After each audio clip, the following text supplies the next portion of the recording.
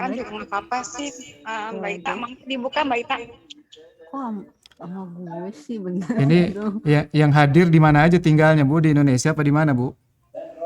Ini yang ini rata-rata sih di Jakarta nih Ustadz yang sekarang. Ya. Yang Eca tuh di Jerman. Mana sih Eca? Rata-rata Jakarta deh Ustadz. Jakarta, Singapura. Lydia, Singapura. Kita mulai aja, boleh nih dimulai. Dimulai aja Bu, sayang waktunya Bu. Bismillahirrahmanirrahim. Iya, Bismillahirrahmanirrahim. Alhamdulillahirabbil alamin wassalatu wassalamu ala asrofil anbiya wal mursalin wa ala alihi washabihi ajmain. Amma ba'du. Bismillah. Ustaz, kita langsung saya kasih ke Ustaz aja ya Ustaz ya.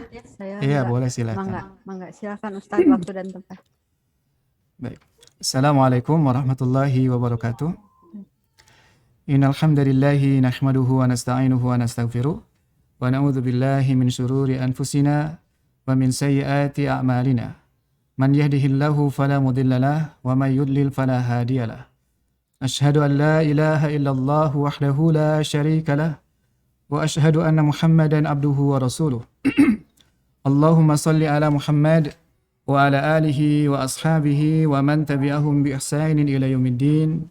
Ya ayyuhalladzina amanu taqullaha haqqa tuqatih wa la tamutunna illa wa antum muslimun.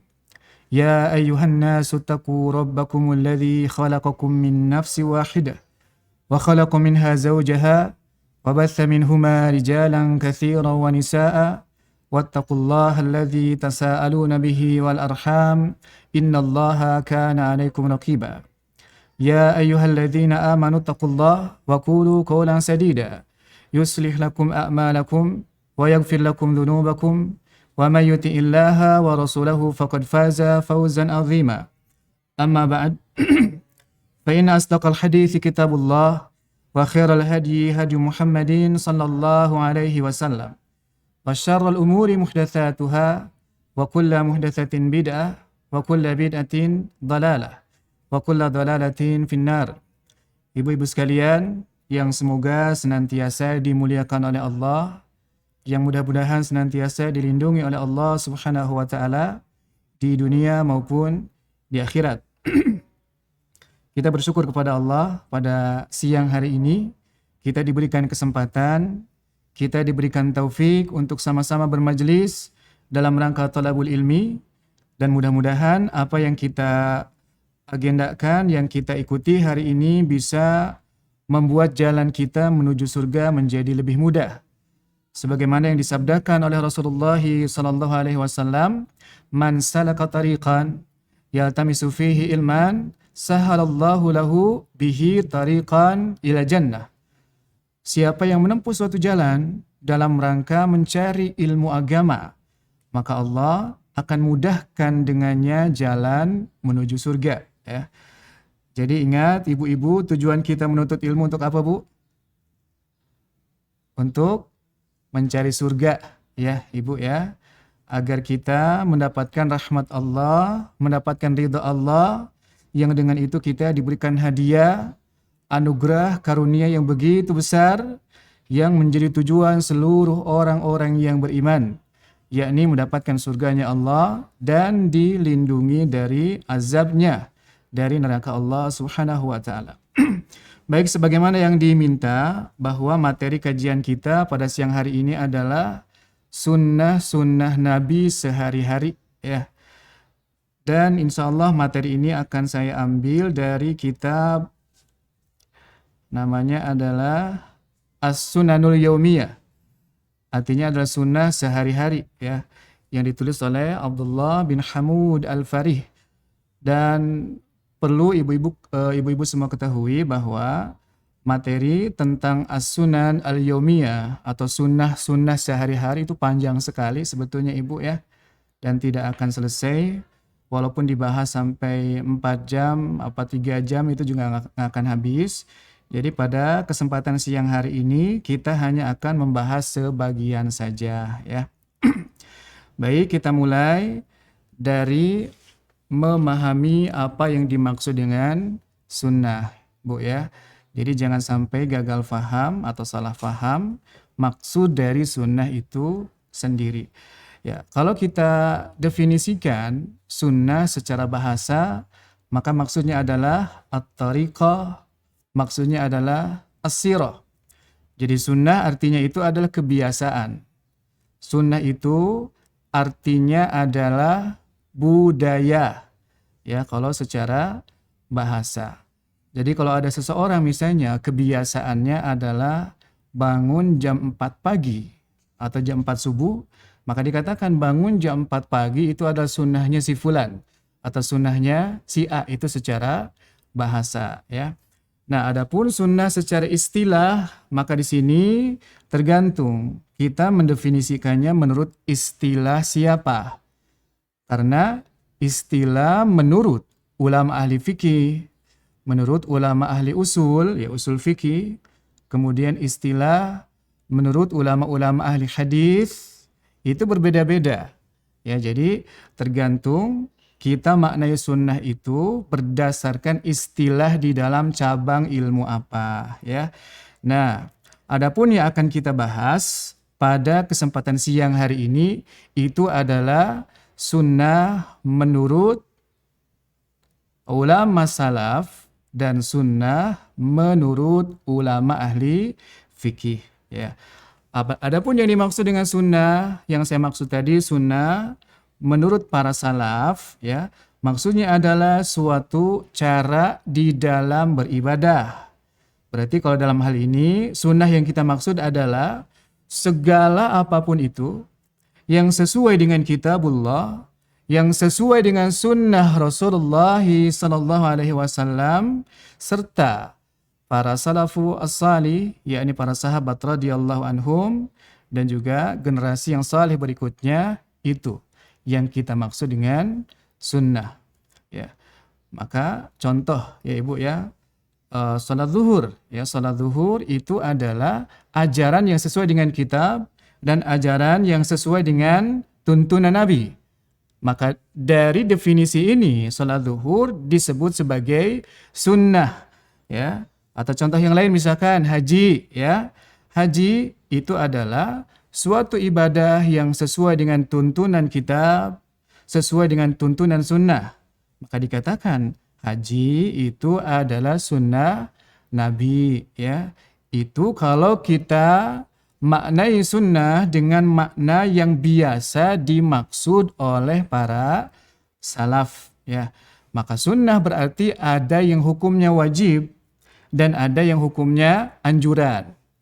Kalau salat fardu, salat zuhur, salat asar, salat maghrib, isya, subuh, ya, kemudian juga ibadah haji, maka ini disebut sunnah yang hukumnya wajib. Maksud sunnah di sini adalah ajaran yang sesuai dengan kitabullah dan ajaran yang sesuai dengan sunnah Rasulullah. Maksud wajib di sini berarti bukan sekedar anjuran, tapi hukumnya adalah harus dikerjakan, ya. Nah, kemudian sunnah yang kita maksud juga pada kesempatan di siang hari ini adalah sunnah menurut ulama-ulama fikih. Maksudnya adalah sesuatu yang sifatnya anjuran saja, bukan wajib, ya. Sesuatu yang bukan haram, sesuatu yang bukan mubah, sesuatu yang bukan makruh, maka itu di dalam ilmu fikih disebut sebagai sunnah. Nah, oleh karena itu Ibu mesti paham yang akan kita maksud, yang akan kita bahas pada siang hari ini adalah pertama, sesuatu yang benar-benar ya diajarkan kitabullah, diajarkan sunnah Rasulullah sallallahu alaihi wasallam dan bukan bid'ah. Bukan sesuatu yang diada-ada, yang sekedar dinisbatkan kepada Islam padahal tidak ada landasannya, padahal tidak ada dasarnya, tidak ada dalilnya dari Al-Quran maupun dari sunnah dan juga amalan-amalan atau contoh dari para as-salafus salih, yakni para sahabat radhiyallahu anhum, tabi'in dan tabi'ut tabi'in. Dan kemudian yang akan kita bahas pada siang hari ini adalah amalan-amalan atau ibadah-ibadah yang sifatnya adalah anjuran-anjuran saja, yakni bukan perkara-perkara yang saklek wajib yang mesti dikerjakan. Maka dengan kata lain, siapa yang ingin mendapatkan keutamaan, yang ingin mendapatkan pahala, maka silahkan kerjakan.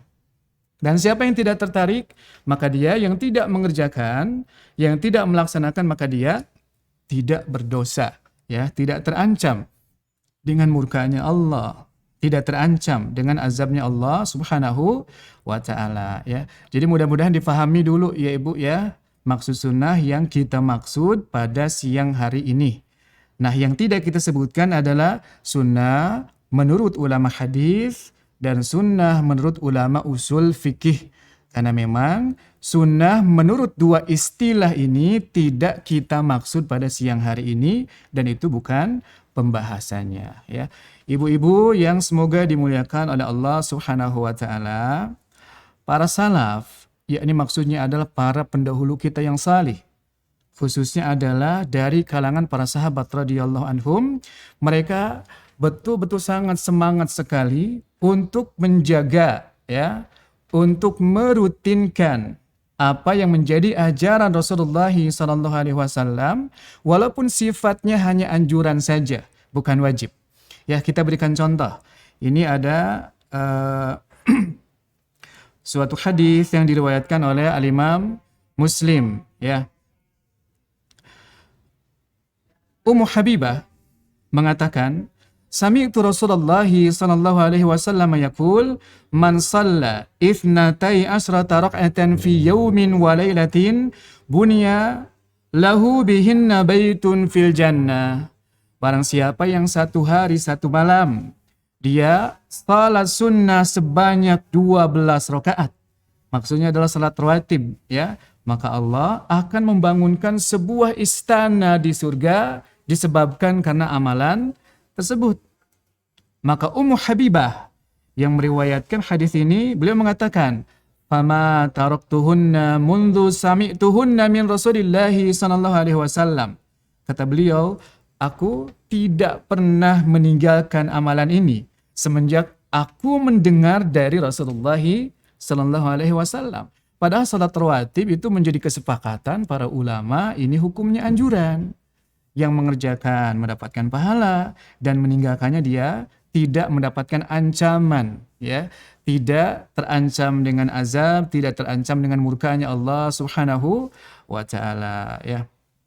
Nah, kemudian generasi berikutnya ada yang meriwayatkan pula riwayat ini yang tadi dari Ummu Habibah. Kan tentunya Ummu Habibah seorang perempuan dari kalangan sahabat, ya, meriwayatkan kepada generasi berikutnya. Kata generasi berikutnya, ya, ma taraktuhunna mundu sami'tuhunna min Anbasah.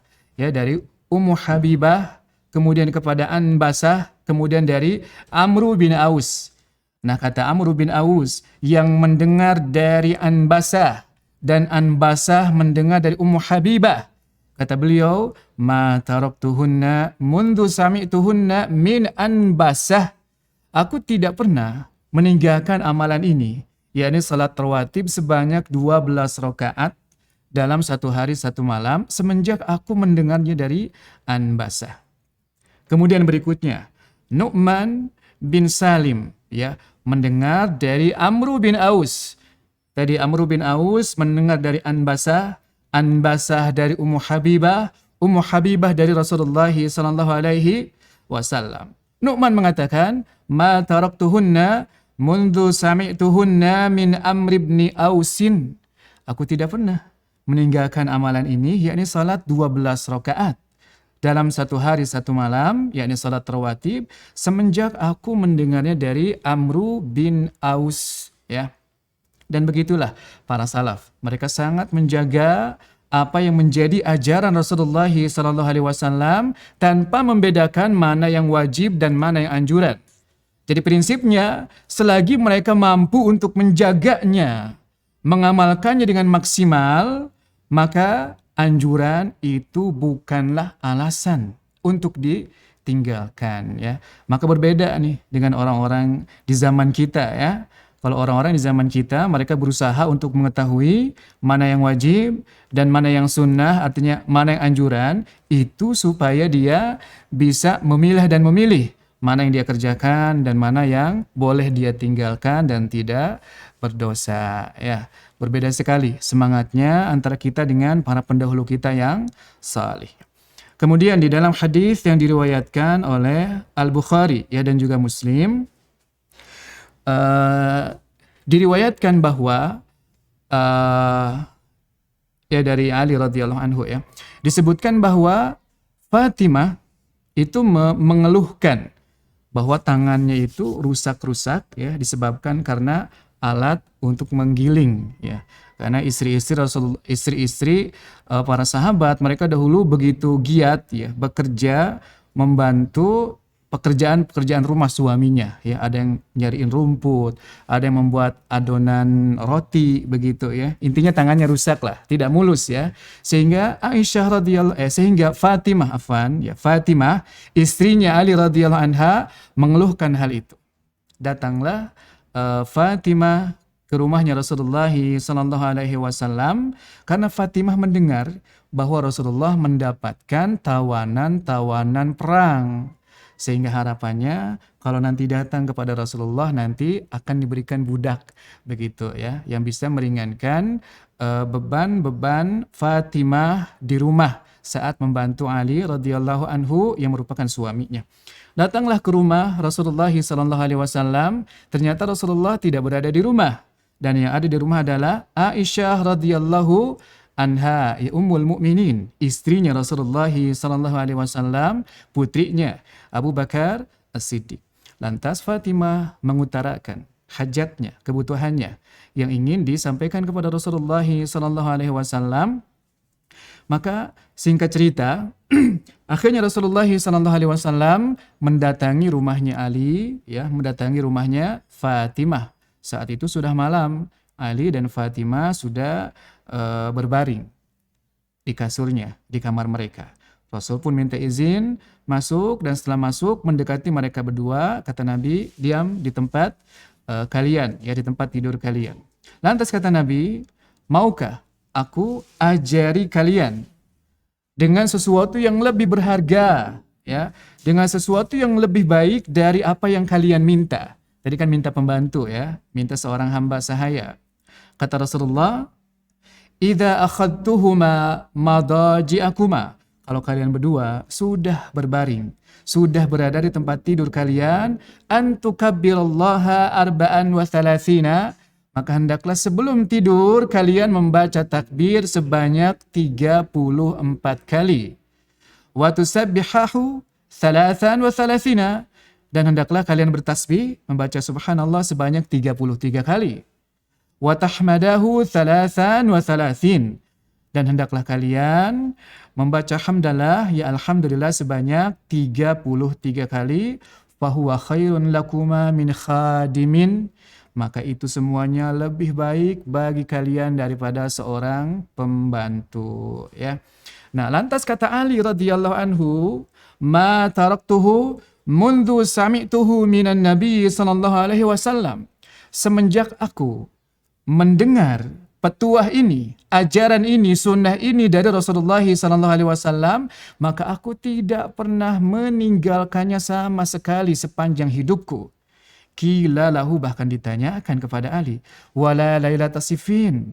Qala wala lailata sifin. Ada yang bertanya, bahkan wahai Ali, saat sedang tragedi ya di malam peperangan Siffin ya, karena karena Ali radhiyallahu anhu ya pernah mengalami peperangan yang disebut dengan perang Siffin ya, kata beliau wala lailata Siffin, bahkan pada malam di mana pada malam itu gitu kan, besoknya terjadi peperangan Siffin itu, Ali radhiyallahu anhu tidak meninggalkan sunnah ini, ajaran ini. Padahal ajaran ini adalah ajaran yang anjuran saja. Seandainya Ali meninggalkan apa yang diajarkan oleh Nabi sallallahu alaihi wasallam berupa membaca takbir 34 kali, membaca tasbih 33 kali, dan membaca tahmid alhamdulillah sebanyak 33 kali, itu enggak berdosa. sebetulnya bagi Ali. Dan bagi kita pun tidak berdosa. Tapi karena memang as-salafus salih, mereka adalah orang yang paling lembut hatinya, orang yang paling mendalam ilmunya, orang yang paling semangat mencari surganya Allah Subhanahu wa taala, maka mereka tidak peduli apakah itu hukumnya wajib ataukah anjuran saja. Yang menjadi prinsip mereka adalah saya masih mampu melaksanakannya, maka akan saya pegang, akan saya jaga dan tidak aku tinggalkan, ya. Baik, kita langsung masuk ke pembahasan yang berikutnya, ya. Buah atau keutamaan-keutamaan dari kita melaksanakan sunnah-sunnah Nabi, ya. Dan yang saya maksud sunnah di sini adalah sunnah di dalam istilah ulama fikih, ya, yakni perkara-perkara yang sifatnya anjuran saja, yang jika kita kerjakan maka kita mendapatkan keutamaan, artinya mendapatkan pahala, ya. Dan jika kita tinggalkan maka kita tidak mendapatkan azab, tidak mendapatkan ancaman, ya, berupa murka Allah Subhanahu wa taala. Begitu. Lantas apa saja buah yang akan kita dapatkan atau kebaikan yang akan kita dapatkan jika kita mendawamkan ajaran-ajaran Nabi atau sunnah-sunnah Nabi yang padahal itu tidak wajib. Yang kalau kita tinggalkan pun itu kita tidak berdosa, ya. Yang pertama, al-wusulu ila darajatil mahabbah. Dengan kita melaksanakan amalan-amalan yang sifatnya adalah anjuran, maka kita akan dicintai oleh Allah Azza wa Jalla, ya. Akan mendapatkan mahabbatullah, ya. Nanti akan kita sebutkan dalilnya. Nah, kemudian yang kedua, kalau kita mendawamkan, kita istiqomah, ya, mengamalkan ajaran-ajaran Nabi yang sifatnya adalah anjuran, bukan perkara wajib, maka kita akan mendapatkan ma'iyatullahi, artinya mendapatkan kebersamaan Allah, yakni mendapatkan taufik dari Allah Azza wa Jalla. Maka kita akan dibimbing oleh Allah tidak mendengar sesuatu yang diharamkan. Kita akan dibimbing agar tangan kita tidak menyentuh, tidak mengambil sesuatu yang terlarang untuk kita sentuh dan untuk kita ambil. Maka lisan kita akan dijaga oleh Allah Subhanahu wa taala untuk tidak mengucapkan kecuali yang baik-baik saja. Mata kita akan dibimbing oleh Allah Azza wa Jalla agar tidak melihat kepada sesuatu kecuali yang diperkenankan oleh syariat untuk dilihat. Bahkan kaki kita, ya, itu pun akan mendapatkan taufik, bimbingan dari Allah Subhanahu wa taala agar tidak melangkah kecuali menuju tempat-tempat yang diridhai oleh Allah Azza wa Jalla. Maka semakin kita semangat mengamalkan ajaran-ajaran Nabi, jangankan yang wajib, ya, yang hanya anjuran saja, kita berusaha semaksimal mungkin untuk mengamalkannya, maka dampak baiknya adalah Allah melembutkan hati kita sehingga hati ini, ya, menjadi pemerintah bagi seluruh anggota badan kita kepada perkara yang baik-baik saja, ya. Karena semakin kita dekat dengan Allah, ya, semakin kita banyak melakukan ketaatan, tentunya kita akan semakin tertarik untuk menjaga diri dari perkara-perkara yang terlarang. Semakin terdorong untuk melakukan beragam ketaatan-ketaatan yang lainnya. Buktikan dan coba, ya. Selama ini tidak dicoba, maka tidak akan tahu buktinya seperti apa. Karena hanya orang-orang yang mukmin, hanya orang-orang yang salih, hanya orang-orang yang pernah merasakan manisnya ibadah yang betul-betul bisa membuktikan bahwa oh, benar ternyata semakin saya memperbanyak ketaatan, maka semakin hati ini, ya, oleh Allah diberikan taufik agar menggerakkan seluruh anggota tubuh kita kepada hal yang positif-positif saja. Ya, karena hati itu kan ibarat raja, ya. Kalau hati baik, maka baik pula seluruh anggota tubuh. Tapi kalau hati buruk, maka hati yang akan menggerakkan anggota tubuh ini kepada hal yang negatif. Kalau hati ingin menonton sesuatu yang diharamkan, maka mata akan melaksanakan tugas dari hati ini. Kalau hati ingin mengambil sesuatu yang tidak halal baginya, ya, mencuri misalkan, ya, atau merampas ataupun merampok, maka tangan dia akan melaksanakan apa yang ditugaskan oleh hati. Bahkan tangan tidak segan dia menggunakan senjata-senjata yang berbahaya untuk membunuh orang, menusuk orang, begitu ya. Itu yang memerintahkan adalah hati, karena hatinya menjadi jahat, hatinya menjadi kotor, karena jauh dari ketaatan-ketaatan kepada Allah Subhanahu wa taala. Begitu juga kaki. Kaki itu selelah apapun dia, ya, secapek apapun dia, tapi kalau hati dia sudah punya azam, sudah punya keinginan yang kuat untuk menuju ke suatu tempat yang dia inginkan, maka tidak ada yang bisa dilakukan oleh kaki kecuali dia melangkah. Ya, kekuatan ada di sini, pendorongnya ada di sini. Maka lembut dan tidaknya hati kita itu bergantung sejauh mana kita berusaha untuk mendekat kepada Allah Subhanahu wa taala dengan melaksanakan perintah-perintahnya dan meninggalkan larangan Allah. Makanya kata Nabi, at-taqwa hahuna, ya. Rasa takut ini ada di sini. Rasa harap kepada surga itu ada di sini. Rasa cinta kepada Allah itu ada di sini. Semuanya pendorongnya ada di sini. Adapun sisanya itu hanya sebagai petugas saja yang tidak bisa menolak titah dari sang hati tersebut, ya. Nah, kemudian yang ketiga, di antara faidah atau fadilah ataupun keutamaan dari mendawamkan amalan-amalan sunnah, yakni yang anjuran adalah diijabahnya doa, ya. Barangkali ibu-ibu semuanya sudah tahu bahwa doa-doa itu terkadang tidak dikabulkan oleh Allah, dan di antara penyebabnya adalah dosa-dosa, ya. Di antara penyebabnya adalah kezaliman kita. Di antara penyebab doa kita tidak terkabul adalah makanan haram yang masuk ke dalam tubuh kita.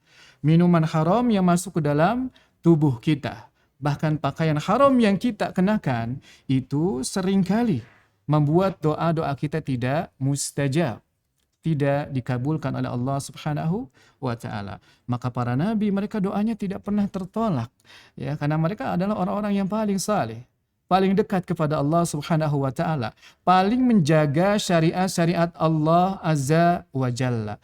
Nah, begitupun orang-orang yang hidup sepeninggal Nabi, ya. Siapapun di antara mereka yang paling salih, yang paling menjaga syariat, paling menjaga hukum-hukum Allah, menjaga batasan-batasan Allah, maka merekalah yang paling mungkin untuk diijabah doanya oleh Allah Subhanahu wa taala. Nah, dalil dari 3 fadilah yang tadi Anda sebutkan, ya, itu adalah hadis yang diriwayatkan oleh Al-Bukhari, ya. Rasulullah SAW bersabda, "Innallaha qala", sesungguhnya Allah berfirman. Berarti hadis yang saya bacakan ini adalah hadis qudsi, ya. Maknanya dari Allah tapi lafaznya dari Rasulullah SAW. Maka kata Allah, "Man ada li waliyan", siapa yang mengajak perang waliku, atau siapa yang memusuhi waliku. Wali di sini maksudnya adalah orang-orang yang beriman, orang-orang yang bertakwa. Faqad adzantuhu bil harbi, maka aku umumkan kepada dia suatu peperangan. Artinya kalau memusuhi orang-orang yang bertakwa, memusuhi orang-orang mukmin, artinya sama dengan ngajak Allah berperang. Karena wali itu hanya ada 2. Ada waliullah atau auliyaullah dan juga waliyu asyayatin, ya. Ada pasukan Allah, ada pasukan syaitan. Ada pendukung dan penolong Allah dan ada pendukung dan penolong syaitan. Kemudian kata Allah, "Wa ma taqarraba ilayya 'abdi bi syai'in", dan tidaklah seorang hamba bertaqarrub kepada aku, mendekatkan diri kepada aku, artinya melakukan ibadah, ahabba ilayya mimma iftaradtu alaihi, yang lebih aku sukai, kecuali dia melakukan taqarrub kepada aku dengan melakukan sesuatu yang aku wajibkan kepadanya. Ini catatan pertama. Jadi yang paling dicintai oleh Allah Subhanahu wa taala dari seorang hamba adalah tatkala hamba itu melaksanakan perkara-perkara yang diwajibkan oleh Allah kepadanya, ya. Salat yang 5 waktu itu hukumnya wajib. Maka melaksanakan salat fardu dengan melaksanakan salat rawatib, tentunya yang lebih Allah cintai, ya, yang lebih membuat Allah senang itu adalah tatkala seorang hamba melaksanakan perkara-perkara yang wajib, ya. Di sini ada puasa Ramadan, itu hukumnya wajib. Kemudian di sini ada saum Senin dan Kamis, ada saum Senin Daud ya, Senin Daud. Ada puasa Daud yang sehari puasa, sehari tidak puasa. Ada puasa Ayyamul Bid dan puasa-puasa yang lainnya. Maka yang paling dicintai oleh Allah adalah tentunya adalah puasa yang wajib. Wa ma yazalu 'abdi yataqarrabu ilayya bin nawafil hatta uhibbahu. Dan tidaklah seorang hamba di mana dia senantiasa bertaqarrub kepada aku dengan melaksanakan nawafil. Nah, nawafil di sini ini sebagai padanan kata dari sunnah ya dalam pembahasan kita. Tidak selamanya sunnah itu padanan katanya adalah nawafil, tidak. Tergantung sunnah yang dimaksud di sini sunnah dalam istilah apa. Ya, ingat sekali lagi sunnah yang sedang kita maksud saat ini adalah sunnah dalam istilah ilmu fikih. Yakni sesuatu yang hukumnya tidak wajib, tidak haram, tidak makruh, tidak mubah. Yakni hukumnya anjuran saja sunnah. Nah kata Allah, dan tidaklah seorang hamba senantiasa bertaqarrub kepada aku dengan perkara-perkara yang sifatnya anjuran, nawafil, atau sunnah, atau mustahab, hatta uhibbahu, kecuali aku akan mencintai dia. Ya, maka dikatakanlah di antara fadilah atau keutamaan melaksanakan amalan-amalan anjuran adalah mendapatkan mahabbatullahi, kecintaan dari Allah Azza wa Jalla. Fa idza ahbabtuhu, maka jika aku mencintai dia, artinya mencintai seorang hamba, kuntu sam'ahu alladhi yasma'u bihi, maka kata Allah, aku akan menjadi pendengaran di mana si hamba itu mendengar dengannya. Ya, maksudnya bukan berarti Allah ada di telinga kita, bukan.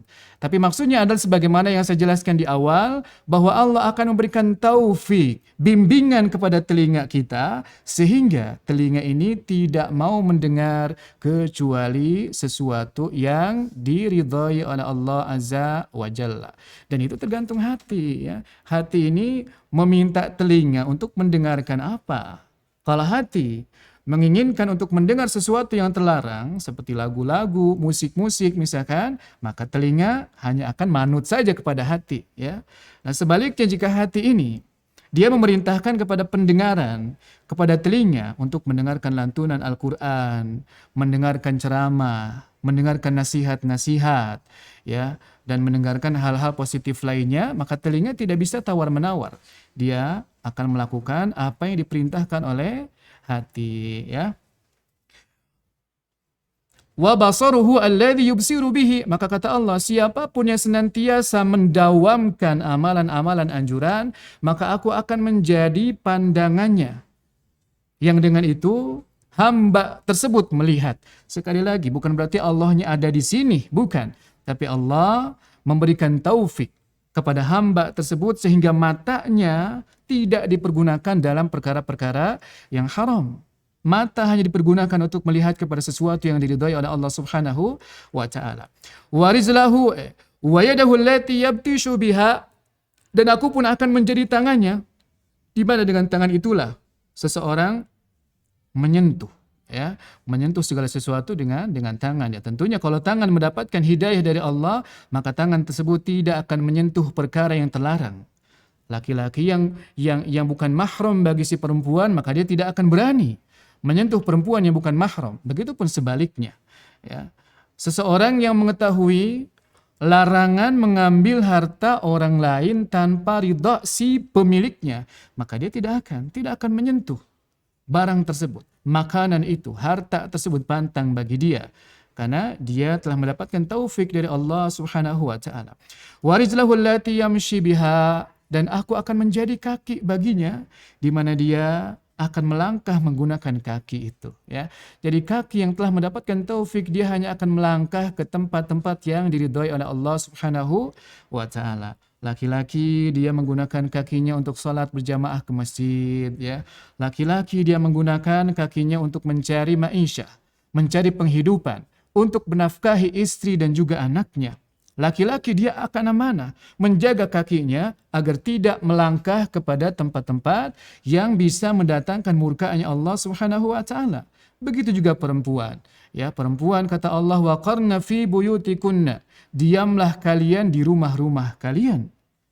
Kalau tidak diizinkan oleh suami, maka tidak boleh seorang istri keluar dari rumahnya.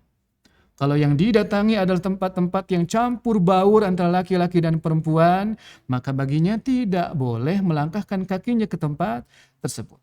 Kalau ada suatu acara, di mana di dalam acara tersebut terdapat kemungkaran-kemungkaran, ya, seperti di situ ada makanan yang haram, di situ ada musik-musik yang tentunya diharamkan, ya, atau di situ ada campur baur antara laki-laki dengan perempuan, maka baginya tidak boleh melangkah. Dan tidak ada kaki yang menahan diri dari tempat-tempat yang seperti saya sebutkan barusan, kecuali kaki yang dikendalikan oleh hati yang takut kepada Allah. Hati yang telah disinari dengan cahaya ilmu dari Allah, dengan cahaya rasa takut dari Allah, dengan cahaya rasa harapnya kepada surganya Allah Azza wa Jalla. Wa in sa'alani la'u'tiyannahu, kata Allah. Jika orang tadi, hamba tadi, dia meminta kepada aku, niscaya aku akan memberikan kepadanya. Ya, tapi perlu dicatat baik-baik oleh ibu-ibu semuanya, bahwa diijabahnya doa oleh Allah tidak mesti, ya, sesuai dengan apa yang kita inginkan. Ya, kita minta mobil, bukan berarti yang disebut diijabah itu kita diberikan mobil, tidak seperti itu. Ya, karena sebetulnya seorang mukmin setiap kali dia berdoa, dia itu tidak akan pernah merugi. Dia akan mendapatkan salah satu dari 3 hal. Yang pertama, imma dia diberikan sesuatu yang memang seperti yang dia minta. Dia ingin menikah, dikasih menikah. Dia ingin rumah, dikasih rumah. Dia ingin haji, dikasih haji. Dia ingin umroh, dikasih umroh. Dia ingin anak, dikasih anak. Atau yang kedua, dia dihindarkan dari petaka. Ya, dihindarkan dari suatu yang tidak baik bagi dia.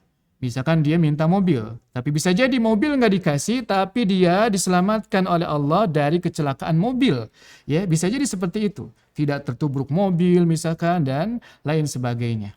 Ya. Atau yang ketiga, bisa jadi apa yang dia minta itu oleh Allah ditangguhkan. Dia akan memberikannya kelak di akhirat. Artinya memberikan kemuliaan di akhirat kelak, ditabungkan. Ya, nah oleh karena itu jangan salah persepsi, ya, jangan kita kira kalau kita minta mobil terus kita nggak dikasih mobil, kita rugi. Ya, berdoa kok nggak pernah dikasih, jangan seperti itu. Ya, bahkan kita tidak tahu bahwa apa yang tidak kita minta ternyata Allah berikan, dan itu bisa jadi lebih baik daripada mobil. Dan bisa jadi itu disebabkan karena sebetulnya yang kita minta adalah mobil, ya. Tapi karena kita selalu berbaik sangka kepada Allah, husnudzan, ya. Kita selalu meyakini bahwa yang namanya seorang mukmin itu tidak akan pernah merugi saat meminta kepada Allah, maka Allah memberikan hal-hal yang baik kepada dia. Tadi salah satu di antara 3 hal yang tadi, ya. Nah, maka itu sekali lagi, ya, setidaknya saat kita merutinkan, mendawamkan perkara-perkara anjuran, maka 3 hal ini akan kita dapatkan. Mahabbatullah, dicintai oleh Allah Subhanahu wa taala, kemudian kita juga akan diberikan taufik oleh Allah Subhanahu wa taala, lalu yang ketiga, doa kita akan diijabah oleh Allah Subhanahu wa taala. Nah, yang kelima itu adalah hayatul qalbi, hati kita akan menjadi hidup, ya. Semakin kita memperbanyak ketaatan kepada Allah Subhanahu wa taala, maka hati kita akan semakin hidup. Maka semakin kita menjauh dari syariat Allah Azza wa Jalla, semakin hati kita mati. Maka orang kafir sebetulnya mereka tidak ubahnya mayat-mayat yang berjalan. Karena hati mereka bukan hanya sakit hati mereka itu, tapi hati yang telah mati, ya. Dan kita bukan hanya sekedar ingin hati yang hidup, enggak. Hidup, tapi hidupnya juga sehat, bukan hati yang sakit. Kan ada orang memang sudah menjadi seorang mukmin, ya, tapi dia enggan untuk thalabul ilmi.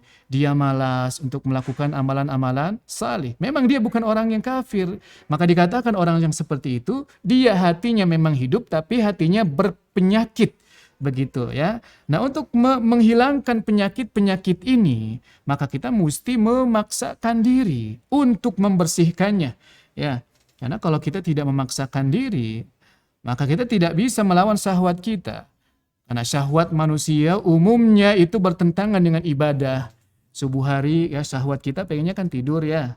Sementara tuntunan syariat bagi laki-laki adalah dia bangun kemudian pergi ke masjid. Maka walaupun apa yang dilakukan itu bertentangan dengan syahwat dan tentunya berat, tapi ya itulah ujian ya dari kita melaksanakan syariat Allah. Namun lambat laun justru itulah yang membuat hati itu menjadi hidup. Ya, semakin hidup, maka amalan-amalan itu sudah tidak akan lagi terasa seberat seperti pada mulanya, pada awalnya. Begitu ya. Kan terkadang perempuan juga kan diminta untuk menggunakan hijab ya atau berpakaian syar'i, itu kan banyak tantangannya. Ada yang bilang gerah, ada yang bilang malu, ada yang bilang nanti tidak disebut modis gitu kan. Khawatir dibilang ekstrim, khawatir nanti ditinggalkan teman-teman, banyak alasannya. Akan tetapi kalau hati sudah punya azam yang kuat dan sudah memilih Allah sebagai tujuan hidupnya, maka hal-hal yang lain akan diabaikan. Walaupun tentunya efeknya masih terasa. Tapi nggak apa-apa. Ya, kita tidak bisa memaksakan orang lain untuk bisa selalu menerima apa adanya kita. Kalau orang, misalkan teman-teman kita meninggalkan kita gara-gara kita menerapkan syariat Allah, hukum-hukum Allah, ya sudah, biarkan saja. Ya, biarkan saja. Karena yang namanya ruh, ya, ruh itu junudun mujannada. Ruh itu merupakan suatu pasukan yang mana pasukan itu hanya akan berkumpul dengan yang sama dengannya saja. Ya, manusia itu akan cenderung bergaul dengan yang setipe dengan dia. Maka nggak apa-apa. Kalau orang menjauh dari kita disebabkan karena kita lebih menerapkan apa yang menjadi tugas kita sebagai hambanya Allah Subhanahu wa Ta'ala. Kita doakan teman-teman kita semoga mengikuti langkah kita untuk hijrah, ya, untuk lebih taat kepada Allah Azza wa Jalla. Maafkan mereka, doakan mereka, dan kita ingatkan mereka dengan baik-baik dan perlahan. Kemudian yang keenam, ya, atau faidah atau fadilah yang terakhir yang bisa kita sebutkan adalah bahwa orang yang senantiasa mendawamkan, artinya konsisten, melaksanakan amalan-amalan sunnah, amalan yang jelas-jelas adalah tuntunan Nabi, ya, apalagi itu hanya sekedar amalan anjuran, bukan yang sifatnya wajib, ya, maka itu akan membebaskan diri, akan menjamin diri kita agar tidak terjatuh kepada bid'ah. Ya. Bid'ah itu, Bu, ya, adalah perkara yang baru yang kemudian disebut sebagai cara beragama. Dinisbatkan kepada agama padahal tidak ada landasannya. Dicari dalil dari Al-Quran, tidak ada. Dicari dalil dari hadis, tidak ditemukan. Dicari dari ajaran para sahabat, juga tidak ada. Ya. Maka setiap cara yang baru yang dinisbatkan kepada agama padahal itu bukan merupakan bagian dari agama, itu disebut bid'ah. Ya, di dalam Islam ini Rasulullah SAW bersabda, wa iyyakum wa muhdatsatil umur fa inna kulla muhdatsatin bid'ah wa kulla bid'atin dalalah wa kulla dalalatin finnar. Hati-hati, waspada kalian dari segala perkara baru dalam agama, ya. Karena segala perkara baru dalam agama itu disebut bid'ah. Dan setiap bid'ah itu adalah kesesatan. Mau bid'ah yang kecil, mau bid'ah yang besar, itu semuanya adalah kesesatan. Gak ada bid'ah yang baik. Wa kulla bid'atin dalalah. Dan setiap bid'ah, ya, setiap perkara baru di dalam agama, baik yang berupa ibadah maupun berupa akidah, itu bisa menggiring manusia untuk terjatuh kepada neraka. Na'udzubillahi min dzalika. Nah, kalau kita sudah punya prinsip bahwa saya hanya akan mengamalkan apa yang jelas-jelas diajarkan oleh Nabi SAW, tidak mengada-ada, maka itu menjadi jaminan, ya, bagi diri kita untuk terbebas dari bid'ah. Baik, Bapak, Ibu-ibu sekalian, ya, kita sekarang mulai masuk walaupun sudah mau habis, ya. Gak apa-apa, kita sedapatnya saja, ya. Tadi Ya Ustaz, terusin aja Ustaz. terusin saja, ya. Oh, Ibu masih bisa ngomong, ya, saya kira dimatiin, ya. Iya, dimatiin tapi Iya. Jadi Ibu, ya. Jadi secara umum, Bu, ya, secara umum sunnah ini dibagi dua. ada sunnah-sunnah yang terikat dengan waktu, ada sunnah-sunnah yang tidak terikat dengan waktu.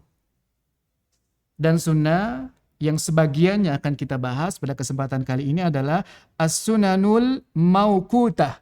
Artinya sunnah-sunnah, ajaran-ajaran Nabi yang sifatnya anjuran namun terikat dengan waktu tertentu, ya.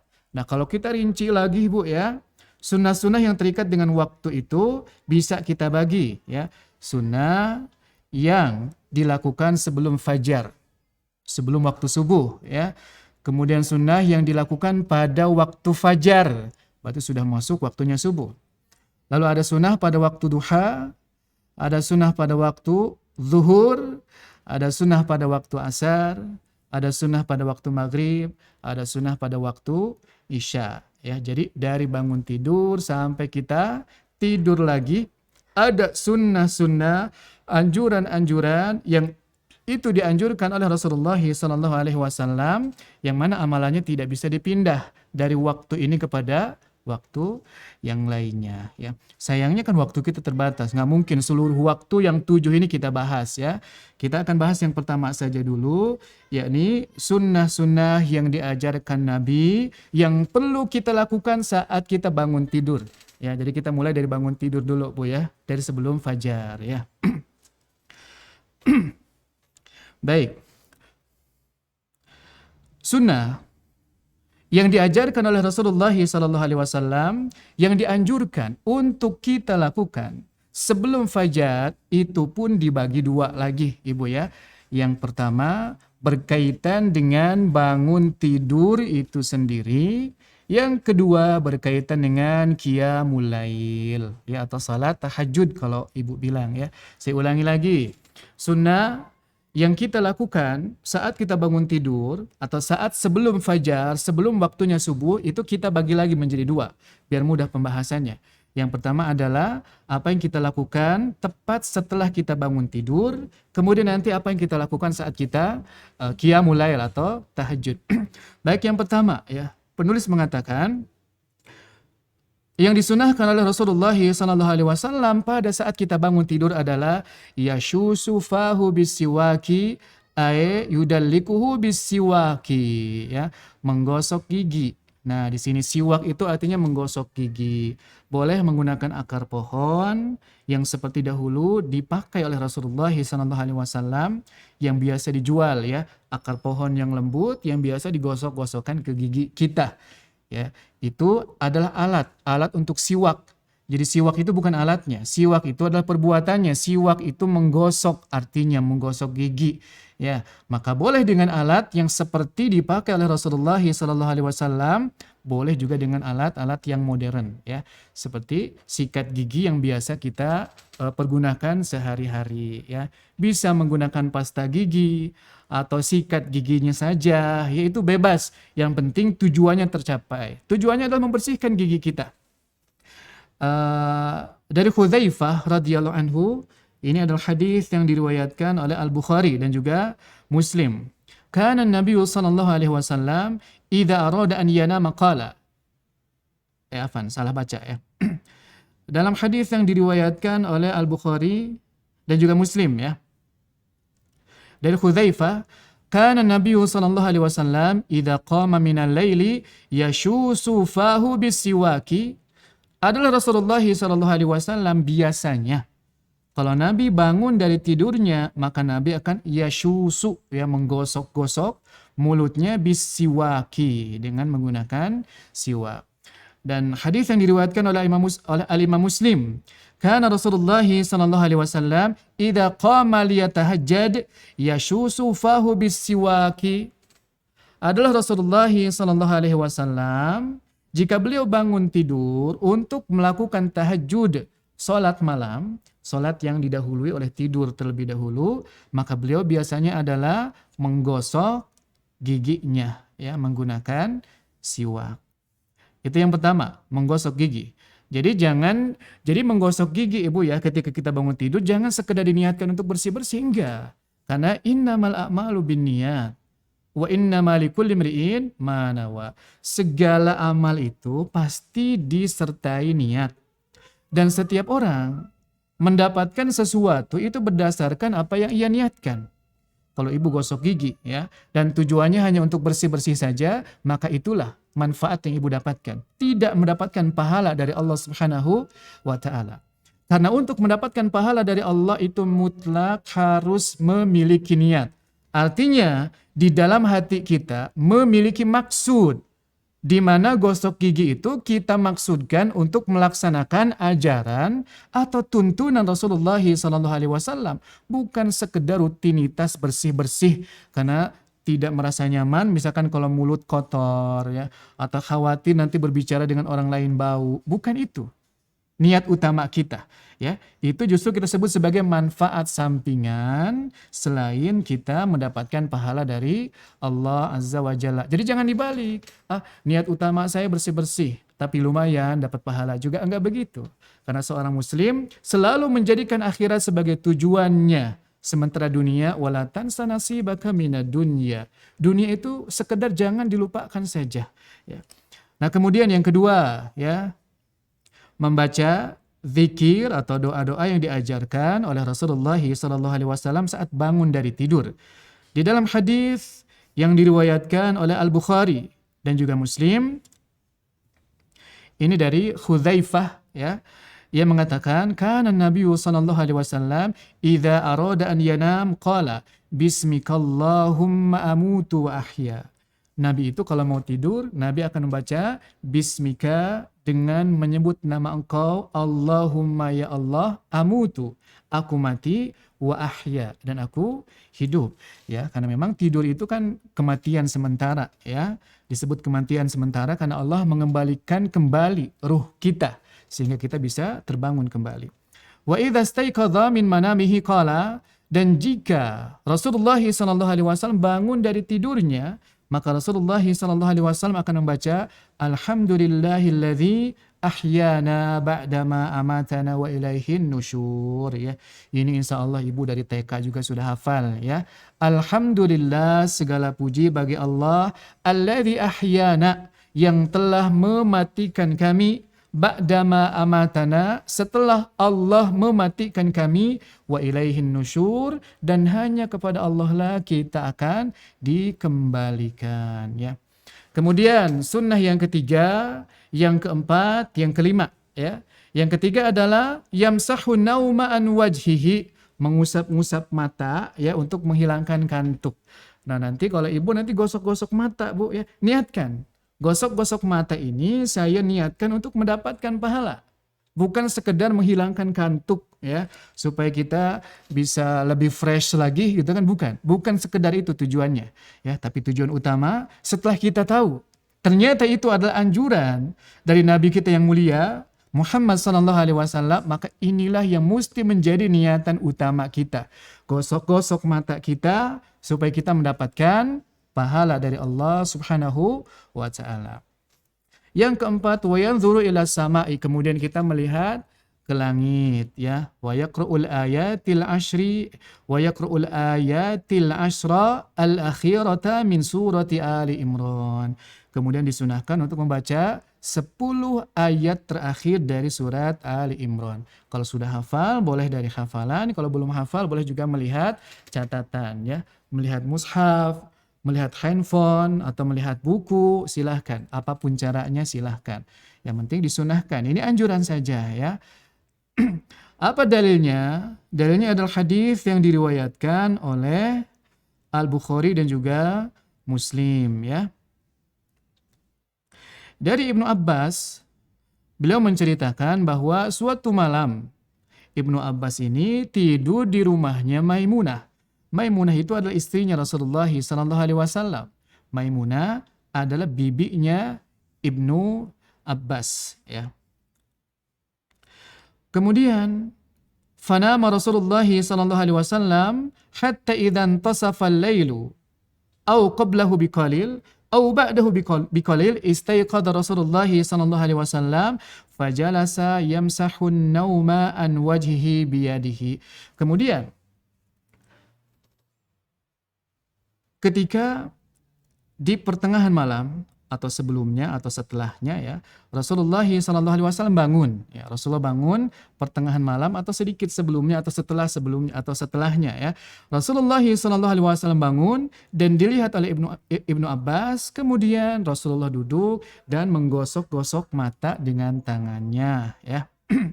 Thumma qara'al ashral ayatil khawatima min surati Ali Imran ya.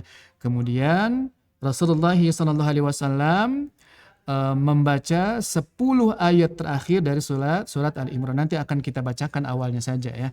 Tsumma qama ila shannin mu'allaqatin fatawadda'a minha fa ahsana wudu'ahu tsumma qama yusalli. Kemudian setelah membaca 10 ayat terakhir dari surat Ali Imran, beliau pun mengambil wadah air yang menggantung ya. Lantas beliau pun berwudu dengan menyempurnakan wudunya dan beliau pun salat atau salat tahajud ya. Nah, adapun ayat yang dimaksud adalah ayat yang berbunyi inna fi khalqis samawati wal ardi wa ikhtilafil laili wan nahari la ayatil liulil albab. Sesungguhnya pada penciptaan langit, pada penciptaan bumi dan pergantian malam dan siang itu ada tanda-tanda kekuasaan Allah bagi orang-orang yang berakal. Makanya tadi kan di awal disebutkan disunahkan sambil melihat ke langit ya.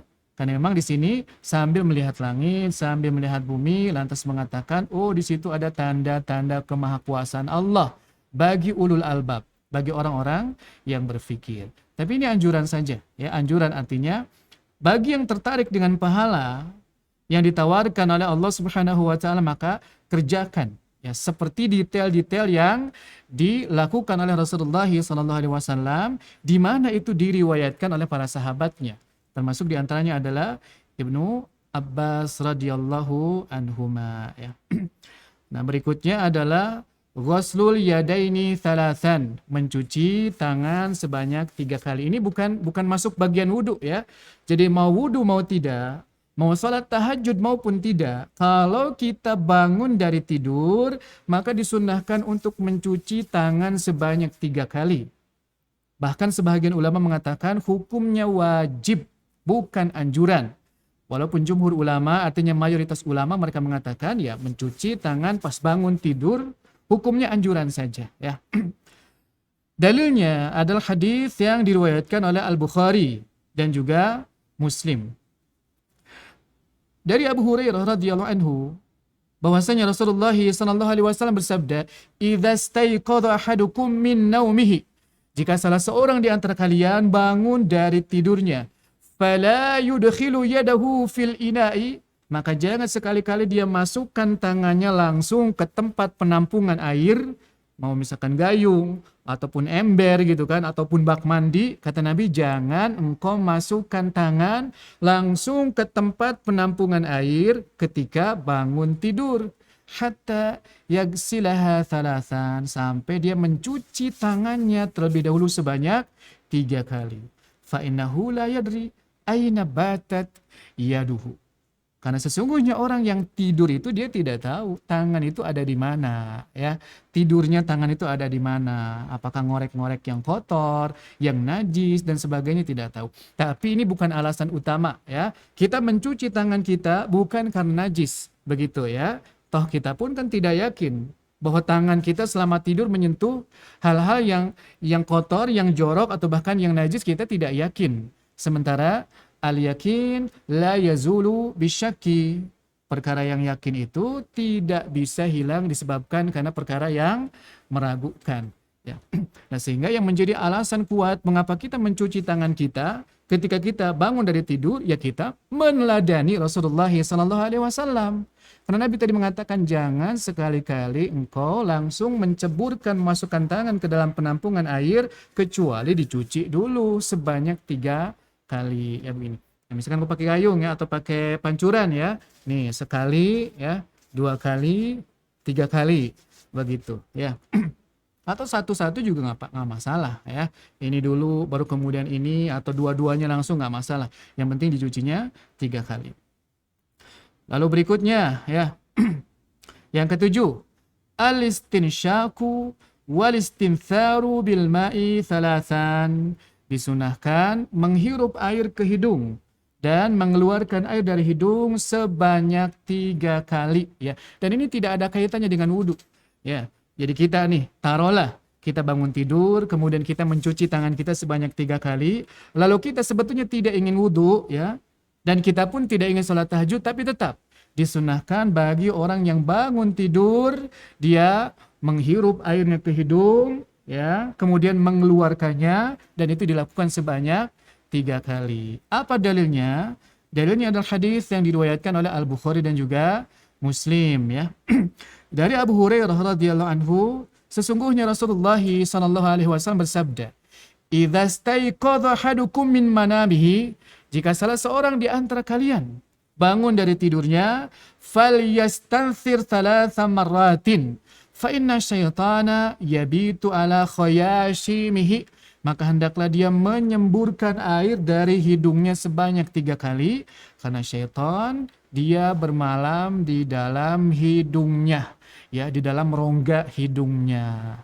Ya, jadi ini Ibu ya, ini adalah tuntunan dari Nabi Shallallahu Alaihi Wasallam. Walaupun ini sifatnya anjuran, tapi kalau kita lakukan dalam rangka ingin mendapatkan pahala dari Allah Subhanahu Wa Taala, maka bisa jadi hal-hal yang remeh inilah ya, yang padahal manfaatnya juga kembali kepada kita, yang justru membuat kita mulia di hadapan Allah, yang justru dengan cara itulah Allah cinta kepada kita, dan kalau Allah sudah cinta, tentunya Allah akan senantiasa bersama kita, menolong kita, ya, mengijabah permintaan-permintaan kita, menghindarkan kita dari perkara-perkara yang diharamkan.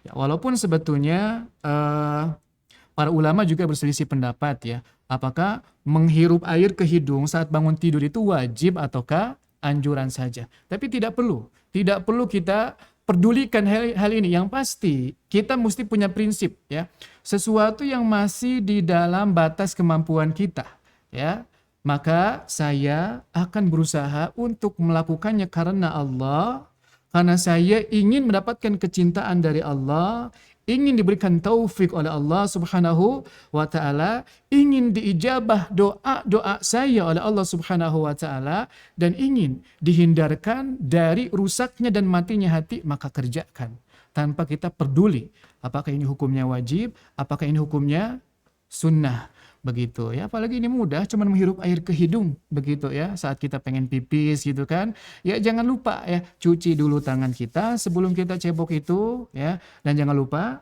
hirup air ke hidung walaupun kita tidur lagi ya. Kan judulnya juga siapa saja yang bangun dari tidur begitu ya.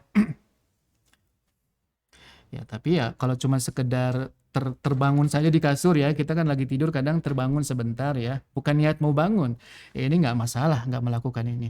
Tapi kalau kita ingin betulan bangun gitu kan, kita bangun jam 4 misalkan, bangun jam 3, memang niat kita mau bangun, maka seyogianya jangan kita tinggalkan runutan ya, rincian dari sunnah-sunnah ini. Sederhana, gratis lagi, tapi bisa jadi itulah yang sebenarnya membuat kita mulia di hadapan Allah Subhanahu wa Ta'ala. Kemudian kalau ibu bertanya misalkan, Ustaz, apakah yang dimaksud syaitan bermalam di hidung itu bermalam secara hakiki atau secara maknawi? Ya, memang ulama berselisih pendapat.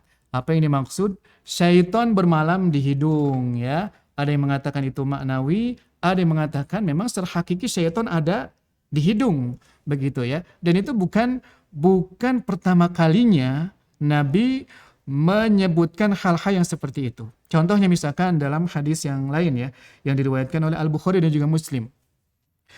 Ini hadis dari Ibnu Mas'ud ya.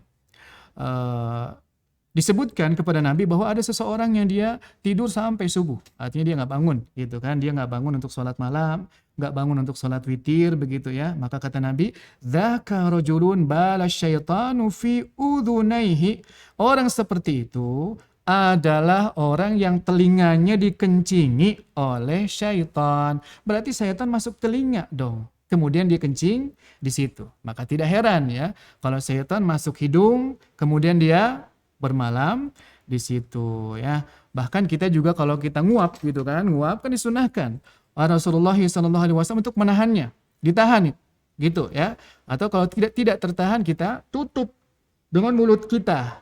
Karena kata Rasulullah SAW, fa inna syaitana yadkhulu. Nah, kalau misalkan tidak ditutup ya dan tidak ditahan, maka syaitan akan masuk ke dalam mulut ya.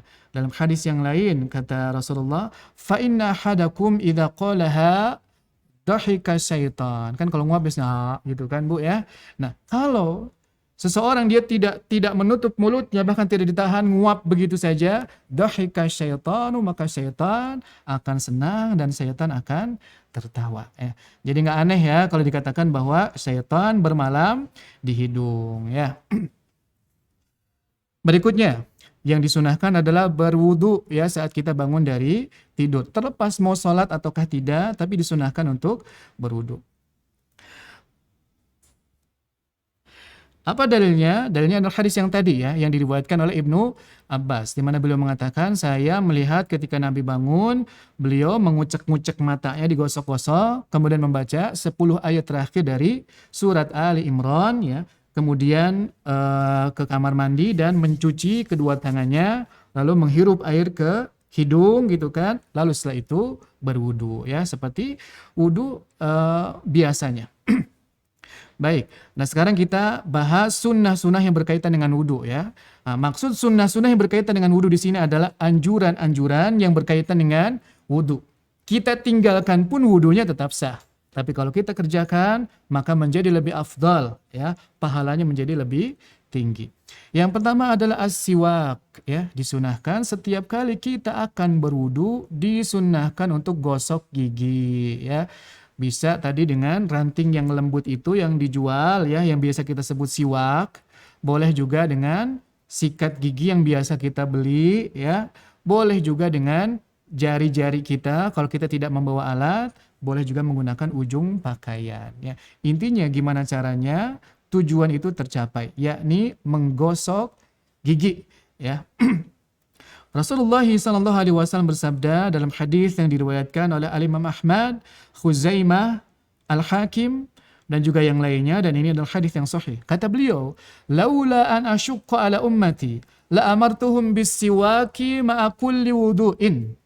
Seandainya saja aku ya tidak khawatir memberatkan umatku, niscaya aku akan memerintahkan kepada mereka untuk senantiasa gosok gigi setiap kali mereka akan berwudu ya. Tapi ini tidak jadi. Tidak jadi diperintahkan, tidak jadi diwajibkan kepada umatku. Karena khawatir itu akan memberatkan mereka ya. Tapi walaupun tidak jadi diwajibkan oleh Rasulullah SAW, maka tetap hukumnya adalah mustahab atau anjuran. Ya, ini afdolnya adalah kita gosok gigi setiap kali kita akan berwudu ya, dan tidak mesti pakai pasta gigi begitu ya, yang penting gosok gigi saja.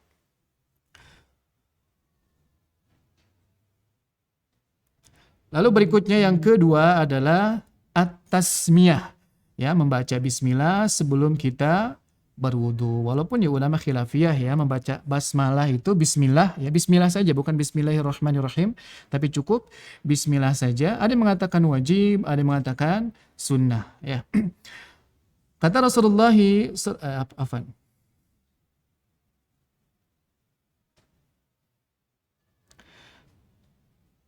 ya, dari Abu Hurairah radhiyallahu anhu, beliau mengatakan la wudu'a liman lam yadhkur ismallah ya. Tidak sempurna wudu seseorang yang tidak mengucapkan bismillah ya. Tapi hanya saja di sini ada keterangan wal haditsu dhaifun, dha'afahu Abu Zur'ah wa Abu Hatim Wabnu al-Qattan rahimahumullahu wal imamu Ahmad rahimahumullah wa qala la yathbutu fi hadzal babi syai'un, tidak ada hadis yang sahih tentang mengucapkan bismillah sebelum wudu. Tapi riwayatnya banyak sekali, hanya saja kalau dilihat riwayat per riwayatnya itu semuanya lemah ya, dhaif, sehingga para ulama menyimpulkan kalaupun mau diamalkan maka hukumnya bukan fardu, bukan wajib ya, tapi membaca bismillah saat kita akan berwudu hukumnya anjuran saja ya. Jadi kalau misalkan nanti ada ibu yang bertanya, Ustaz, kalau saya berwudu di dalam kamar mandi gimana dong baca bismillahnya ya? Ya kalau mau baca bismillah cukup dibaca dalam hati. Tidak baca pun kan tadi sudah disebutkan. Hukumnya pun bukan fardu, hukumnya anjuran saja ya. Jadi sah wudu tanpa dimulai dengan bismillah. Ya, hanya saja kalau kita di luar kamar mandi, maka jangan sampai setiap perbuatan baik kita tidak diawali dengan bismillah. Ya, jangankan wudu, kan kita mau minum baca bismillah, mau makan baca bismillah, mau buka handphone baca bismillah. Pakai sepatu baca bismillah, pakai baju baca bismillah. Ya, semua aktivitas kita awali dengan bismillah untuk mendapatkan berkah dari menyebut nama Allah Azza wa Jalla. Yang ketiga, ghuslul kaffaini thalathan, ya, disunahkan juga saat kita berwudu kita mencuci kedua tangan kita 3 kali ya. Jadi sebelum kita kumur-kumur dan menghirup air ke hidung, kita membasuh tangan kita dulu nih, tangan sini telapak tangan sebanyak 3 kali. Dan ini adalah aktivitas yang terpisah dari mencuci tangan saat kita bangun tidur ya, yang tadi. Karena kalau yang tadi itu hukumnya bahkan sebagian ulama mengatakan wajib ya, dan itu kaitannya adalah dengan tidur, bukan kaitannya dengan wudu. Adapun yang sekarang ini berkaitan dengan wudu ya. Dalilnya adalah dari Utsman radhiyallahu anhu, di mana Utsman ini menceritakan tentang tata cara wudunya Rasulullah sallallahu alaihi wasallam, dan ini dalam hadis yang diriwayatkan oleh Al-Bukhari dan juga Muslim. Kata Utsman ya, fatawadda'a faghassala kaffaihi 3 marratin. Rasulullah pun bersabda, berwudu ya, kemudian beliau mencuci telapak tangannya sebanyak 3 kali ya. Boleh satu-satu ya, boleh juga langsung dua-duanya sebanyak 3 kali, silahkan ya. Nah, para ulama mereka berselisih pendapat ya, apakah mencuci tangan sebelum berwudu itu hukumnya wajib ataukah anjuran saja. Sekali lagi ya, kita tidak usah terlalu memperdulikan bagaimana ulama menyimpulkan hukum ini, apakah wajib ataukah anjuran. Prinsip kita adalah selagi betul bahwa itu adalah sunnah Rasulullah SAW, artinya ajaran Nabi ya, maka pantang bagi kita untuk meninggalkannya. Sementara kita sangat mudah untuk melakukannya dan kesempatannya banyak ya. Apalagi itu satu paket cuman begini-begini saja, coba Bu, apa susahnya? Ya, mudah sekali ya, lakukan.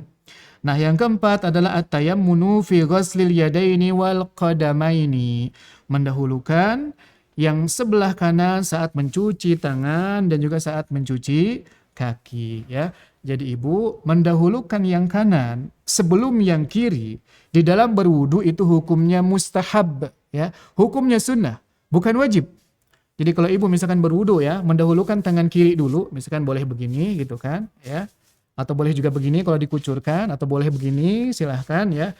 Ibu malah mendahulukan yang kiri dulu sebelum yang kanan, maka itu nggak masalah ya. Yang penting ibu mencuci wajah dulu baru kemudian tangan. Jangan tangan dulu baru kemudian wajah. Adapun yang kiri dulu baru yang kanan nggak masalah, termasuk kaki ya.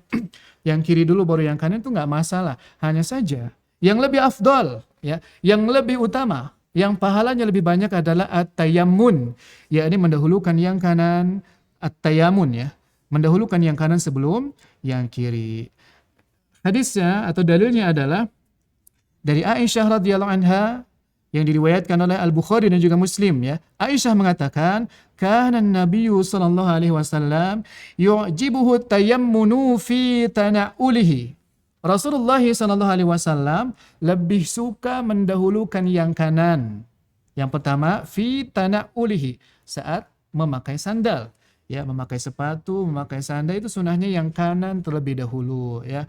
Wa tarajjulihi, dan bahkan saat menyisir ya, Rasulullah lebih suka menyisir bagian kanan dulu baru kemudian yang kiri ya, termasuk ibu-ibu juga begitu ya, sunahnya yang kanan dulu baru kemudian yang kiri. Wa tuhurihi, dan juga Rasulullah lebih suka mendahulukan yang kanan di dalam tuhur ya, dalam bersuci. Maksudnya wa fi sya'ni kullihi, dan dalam setiap aktivitasnya Rasulullah SAW lebih suka mendahulukan yang kanan terlebih dahulu sebelum yang kiri, ya. Ibu bisa kan boleh saja menggunakan jam tangan gitu kan. Saya mau di sebelah yang kanan saja. Karena Rasulullah menyukai tayamun, silahkan, tapi nggak wajib, ya. Jangan mencela orang yang pakai jam tangan sebelah kiri. Nggak ada dalilnya yang mengharuskan kita menggunakan jam tangan di sebelah kanan gitu kan, nggak ada. Tapi kalau maksudnya ke sini, di mana Nabi dalam setiap aktivitasnya lebih suka mendahulukan yang kanan, maka boleh, silahkan saja, ya. Tapi kalau keluar dari masjid, yang kiri dulu. Karena ada hadis yang khusus. Atau masuk kamar mandi, yang kiri dulu gitu kan. Baru kalau keluar dari kamar mandi, yang kanan dulu. Ya. Kalau masuk masjid, yang kanan dulu. Begitu. Nah, sisanya baru dahulukan yang kanan-kanan, ya. Rasulullah SAW bersabda, wa idza tawadda'tum fabda'u bi ayaminikum. Jika kalian berwudu maka mulailah dari yang kanan-kanan saja, ya. Ibnu Qudamah mengatakan, la khilafa baina ahli ilmi fi ma alimnahu fi istihbabil bada'ati bil yumna. Kata beliau, tidak ada perselisihan di kalangan ulama tentang bahwasannya mendahulukan yang kanan itu di dalam toharoh itu hukumnya mustahab, ya, anjuran. Jadi nggak ada khilafiyah, ya, tentang bahwa mendahulukan yang kanan hukumnya adalah mustahab saja atau anjuran saja. Yang kelima, al-bada'atu bil madmadati wal istinsyaku, ya. Termasuk sunnah di dalam berwudu adalah memulai dengan madmadah, artinya kumur-kumur. Jadi kumur-kumur itu bukan perkara yang wajib. Walaupun sebagian memang ada yang mengatakan wajib, begitu, ya. Wal istinsyak, dan juga disunahkan untuk menghirup air ke hidung. Jadi mencuci hidung itu bukan begini, Bu, ya. Ambil air gini, itu bukan, itu menyolek gitu, nyolek hidung, ya. Yang disunahkan adalah istinsyak dan istinthar. Sedangkan mana istinsyak itu menghirup air, ya, dengan nafas secara kuat. Begitu, ya. Kemudian nanti dikeluarkan. Menghirup namanya istinsyak, pakai shin. Mengeluarkan namanya istinthar. Itulah yang sunnah, bukan gini-gini. Bukan, ya. Ini bukan toharoh namanya, ya. Nah, dalilnya adalah hadis yang diriwayatkan oleh Al-Bukhari dan juga Muslim, ya. Ini hadis dari mana tadi? Masih dari Utsman, ya, tentang tata cara wudunya Rasulullah SAW. Kata beliau, famad madha wastan thara thumma ghasala wajhahu thalatha marratin. Nabi berkumur-kumur, kemudian istinthar, mengeluarkan air dari hidung, ya tentunya dihirup dulu, ya. Kemudian mencuci wajahnya sebanyak 3 kali. Fa in akhara al-madmadata wal istinsyaqa ba'da ghaslil wajhi jaza. Nah, kata beliau, seandainya, ya, madmadah atau kumur-kumur dan juga menghirup air ke hidung kemudian dikeluarkan, itu justru malah dilakukan setelah mencuci wajah, tidak masalah, kata beliau, ya. Karena yang mesti tartib itu apa yang disebutkan di dalam Al-Qur'an, ya. Cuci wajah dulu, kemudian tangan, kemudian kepala, kemudian kaki. Itu mesti tartib. Nggak boleh diubah-ubah. Adapun mendahulukan yang kanan atau yang kiri dulu itu tidak termasuk cakupan tartib. Kemudian madmadah, kumur-kumur dan istinsyak, kenapa tidak tercakup di dalam tartib? Karena itu memang hukumnya anjuran saja, ya. Kan di dalam surat Al-Maidah ayat 6, ya. Ibu bisa lihat di situ yang diwajibkan adalah mencuci wajah, mencuci tangan, kemudian mengusap kepala dan mencuci kaki, serta tartib, ya. Dan jedanya tidak boleh terlalu lama antara mencuci wajah dengan anggota-anggota yang lainnya. Nah, sisanya yang tidak disebutkan itu hukumnya hanya anjuran saja. Dikerjakan kita mendapatkan pahala, tidak dikerjakan kita tidak mendapatkan dosa. Yang keenam, masih berkaitan dengan sunnah di dalam berwudu. Al-mubalaghatu fil madmadati wal istinsyaki li ghairi shaim. Ya, bersungguh-sungguh saat kita kumur-kumur dan bersungguh-sungguh saat kita menghirup air ke hidung, ya.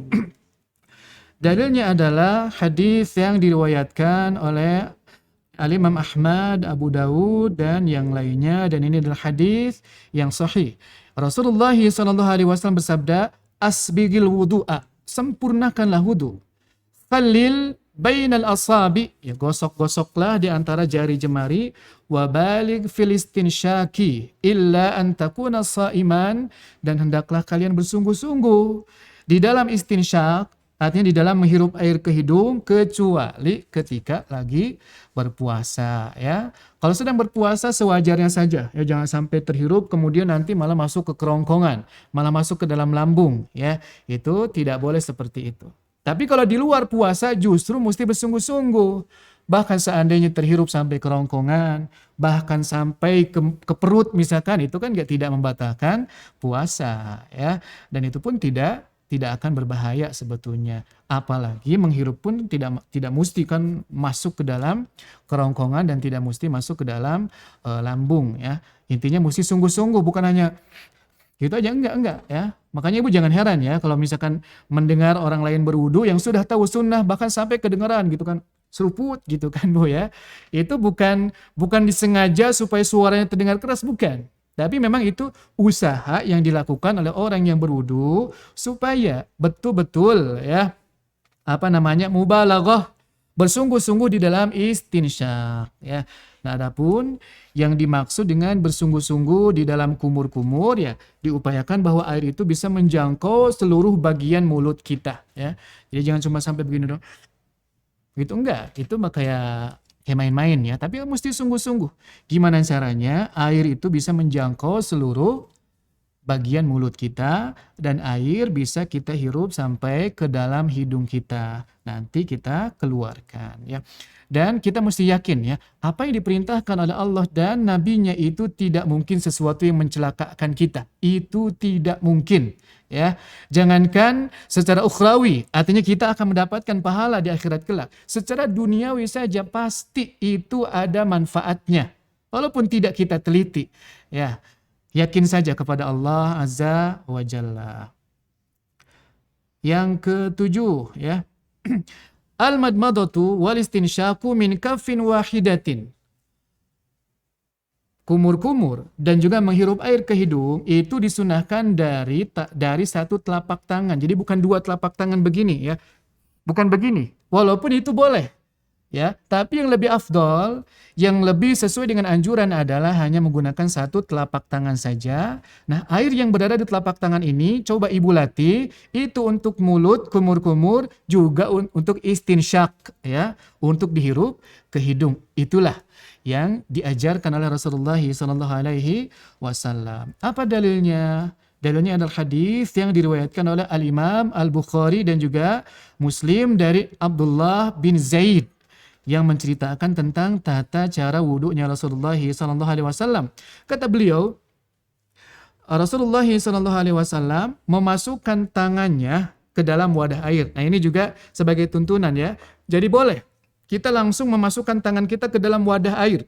Wadah airnya mau gayung gitu kan, wadah airnya mau ember misalkan ya, atau bak yang besar, kalau mau silahkan ya, boleh langsung ceburkan tangan kita ya. Tapi ingat tadi ya, jangan langsung menceburkan tangan kita kalau kita bangun tidur, tapi mesti dicuci dulu sebanyak 3 kali, mau kotor maupun tidak.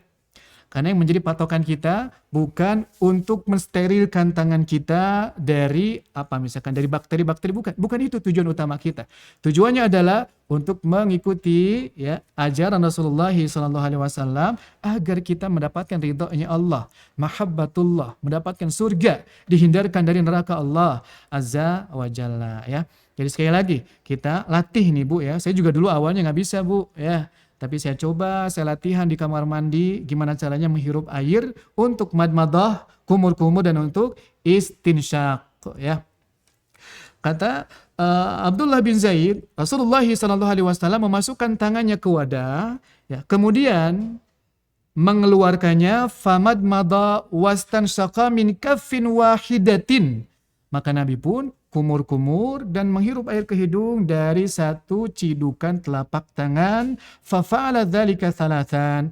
Lalu Nabi melakukan itu sebanyak 3 kali ya. Begini, 1 kali, 2 kali, kemudian 3 kali seperti itu ya. Kata Al-Imam Ibnul Qayyim rahimahullahu, lam yaji al-faslu bainal madmadah wal istinsyaki fi haditsin sahihin albattah. Tidak diketahui ada satu hadis pun, tidak ada satu keterangan pun yang menunjukkan bahwa Nabi memisahkan antara kumur-kumur dan menghirup air ke hidung ya. Walaupun memang boleh ya memisahkan antara mulut dengan hidung ya. Karena menyatukan itu hanya afdaliyah saja. Tapi bagi orang yang cerdas ya, mana mungkin dia lebih mendahulukan sesuatu yang tidak afdal sementara yang afdal itu mudah dilakukan oleh dia. Ya. Itu nggak mungkin bagi orang yang cerdas.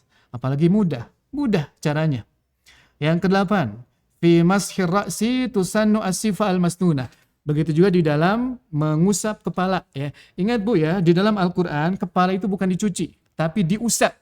Nah, kalau diusap berarti ambil air, buang airnya, bukan air diambil kemudian blok gitu kan ke kepala sampai basah, bukan seperti itu ya. Wamsahu biru'usikum. Kata Allah di dalam surat Al-Maidah ayat 6, dan usaplah kepala kalian. Nama juga ngusap. Nah, maka cara mengusap kepala adalah baik bagi laki-laki maupun perempuan, maka dari depan dulu ambil air begini Bu ya. Buang airnya, lalu usapkan ke kepala dari bagian depan menuju belakang begini. Lalu kembalikan lagi dari belakang ke depan, baru kemudian telinga kita diusap seperti ini ya. Jadi untuk kepala dan telinga itu hanya diusap saja, bukan dicuci ya. Jadi bukan ambil air digini-gini ya. Ambil air digini-gini, apalagi dipisahkan antara ini dengan ini. Terlepas dari apakah ada ulama yang memperbolehkan atau tidak, yang pasti inilah yang paling afdal ya, yang dicontohkan oleh Rasulullah sallallahu alaihi wasallam. Pokoknya prinsip kita akan lebih mengutamakan apa yang dikerjakan oleh Nabi ya. Terlepas dari orang mengerjakan cara lain dan ternyata itu diperbolehkan oleh para ulama ya. Wa khairal hadi Muhammadin sallallahu alaihi wasallam. Dan sebaik-baiknya petunjuk di dalam beragama ini adalah petunjuknya Rasulullah sallallahu alaihi wasallam. Maka jangan beralih dari petunjuk Nabi kepada petunjuk yang lainnya ya. Sementara petunjuk Nabi pun itu masih dalam ranah kemampuan kita ya. Jangan bermudah-mudahan. Ya, walaupun kita tidak langsung memvonis bahwa orang yang memisahkan antara kepala dengan telinga itu bid'ah misalkan ya, atau orang yang sekedar mencuci ubun-ubunnya saja bid'ah misalkan, atau yang sekedar mencuci tengkuknya saja bid'ah. Walaupun kita tidak lantas mengatakan itu ya, tapi yang kita lakukan adalah apa yang betul-betul yang biasa dilakukan oleh Rasulullah sallallahu alaihi wasallam ya. Nah, adapun untuk yang rambutnya panjang ya, maka itu tidak perlu dibalikin lagi ke depan. Jadi cukup dari depan ke sini, ke belakang gitu kan. Nah, kalau rambutnya panjang, baik laki-laki maupun perempuan itu tidak dikembalikan lagi ke depan. Cukup sampai belakang, selesai baru kemudian ke telinga. Adapun yang pendek-pendek kayak saya gitu kan, ya udah dibalikin lagi ke depan ya. Ya, contohnya begini nih Bu ya. Nah, begini ya, sampai belakang. Nanti dari belakang balik lagi ke depan, baru kemudian begini. Itu bagi yang rambutnya pendek. Nah, cara seperti ini adalah diriwayatkan oleh Al-Bukhari dan juga Muslim dari Abdullah bin Zaid ya. Jadi yang meriwayatkan tata cara wudhu itu adalah Abdullah bin Zaid, ada juga Utsman bin Affan radhiyallahu anhu. Nah, kata Abdullah bin Zaid ya, kata beliau di dalam mengusap kepala, wa bada'a bi muqaddami ra'sihi. Dimulai dari depan kepalanya, tsumma dhahaba bihima ila qafahu, kemudian terus pergi sampai ke belakang, tsumma raddahuma hatta raja'a ila al-makani alladhi bada'a minhu. Kemudian kembali lagi sampai berhenti di tempat saat memulai ya. Jadi berawal dari sini, nanti berhenti pun mesti di sini ya, di ubun-ubun begitu. Dan ini hadis yang diriwayatkan oleh Al-Bukhari dan juga Muslim. Yang ke-9, at-tatslitsu fi ghaslil a'dha'i. Yang disunahkan adalah mencuci 3 kali di dalam mencuci seluruh anggota wudhu ya. Jadi 3 kali itu bukan wajib Ibu ya, bukan rukun. Hukumnya hanya anjuran saja. Kita cuci wajah 3 kali, itu sunnah. Mau sekali boleh, mau 2 kali boleh, maka 3 kali afdal. Lebih afdal lagi adalah digonta-ganti. Kadang sekali, kadang 2 kali, kadang 3 kali. Ya, atau misalkan untuk wajah sekali, nanti tangannya 2 kali, misalkan untuk kaki sekali, atau diubah-ubah, ya divariasi.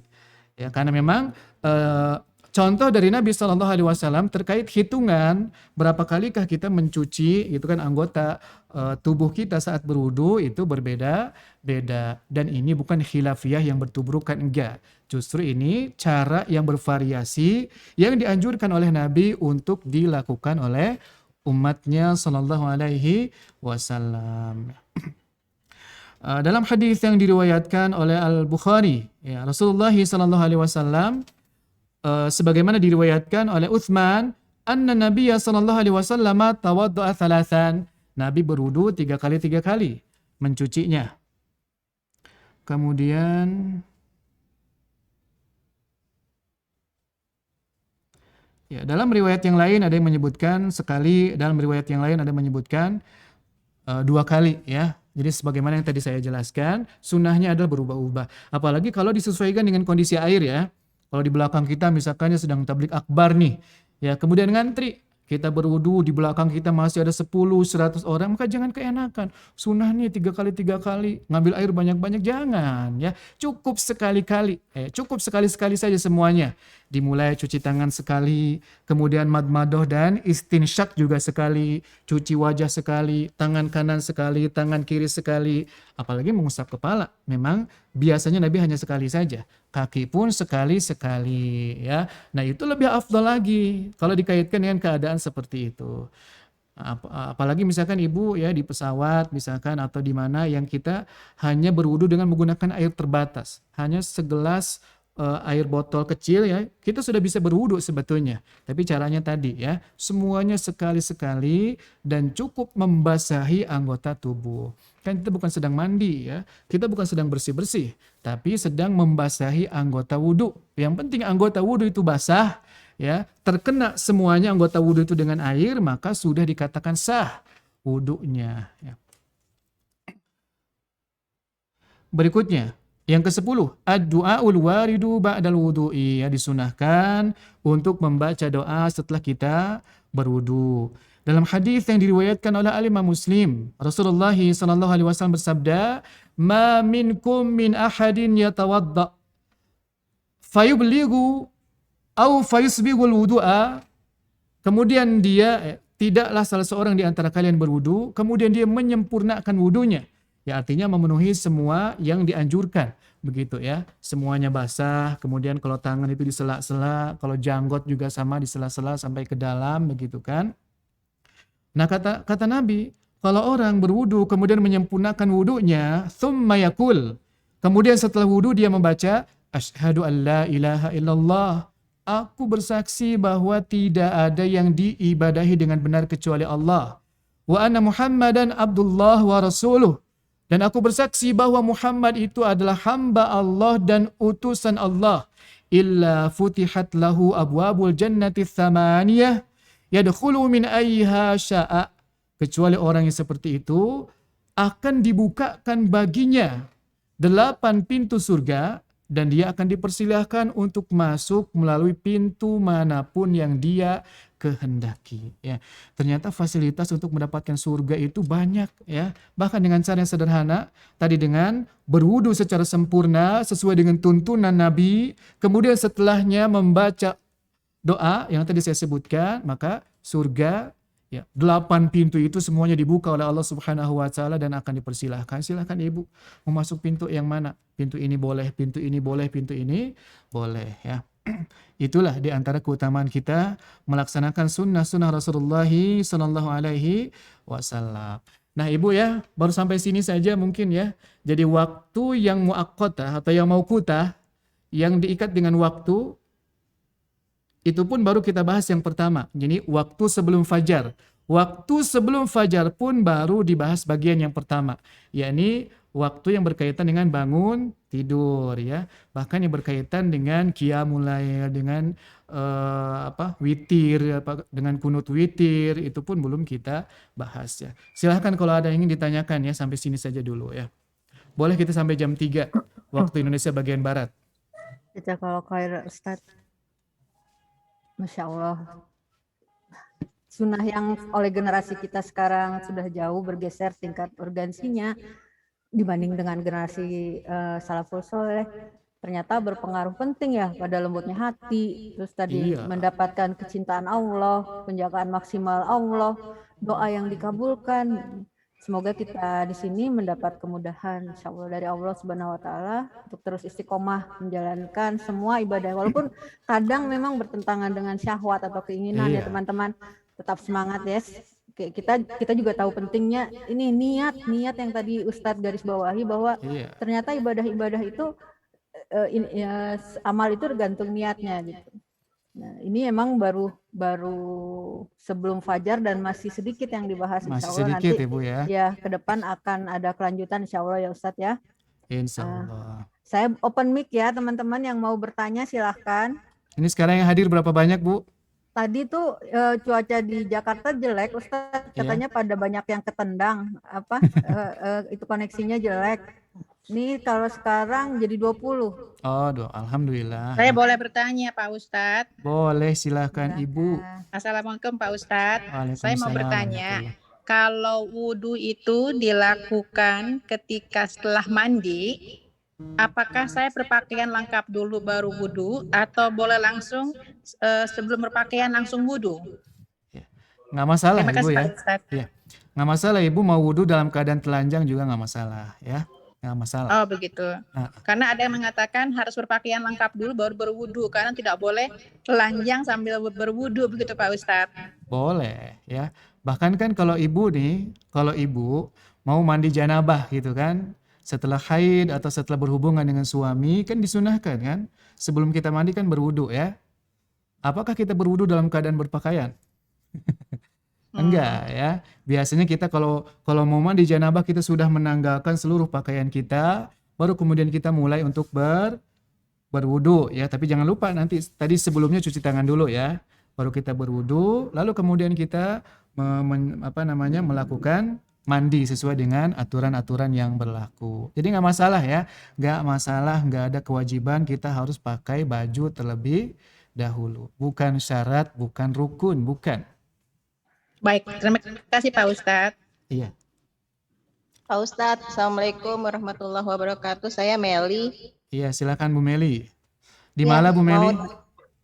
Saya di Cibubur, Pak Ustadz. Cibubur ya. Mau tanya, ini suami saya kan kondisinya lumpuh ya. Iya. Biasanya kalau sholat itu saya yang wuduin. Nah, yang mau ditanyakan kadang kalau kita wudhu itu kan basah tangan gitu ya Pak Ustadz. Konsep semua wudhu itu kan setahu saya itu semua kayak tangan, jari-jari semuanya itu harus basah. Sedangkan saya itu biasanya ngewuduin suami itu yang cuman ya udah nggak saya cemplungin ke gayung gitu, jadi cuma saya usap aja, tangannya saya usap, jarinya cuma saya usap, terus juga lengan juga ya udah saya usap gitu. Kadang tuh nggak semua bagian tuh kena air. Nah kalau kayak gitu hukumnya gimana sih, sah nggak sih Pak Ustadz wudhunya? Makasih. Assalamualaikum warahmatullahi wabarakatuh. Ya, jadi yang namanya berwudu, Ibu ya, itu harus betul-betul air itu sampai kepada anggota wudu ya. Kalau wajah berarti kan dari atas tempat tumbuhnya rambut sampai ke bawah ke dagu. Ya, kalau punya janggut di sela-sela. Nah, sampingnya sampai telinga. Itu semuanya harus terkena air dan dicuci ya. Bedakan antara dicuci dengan diusap.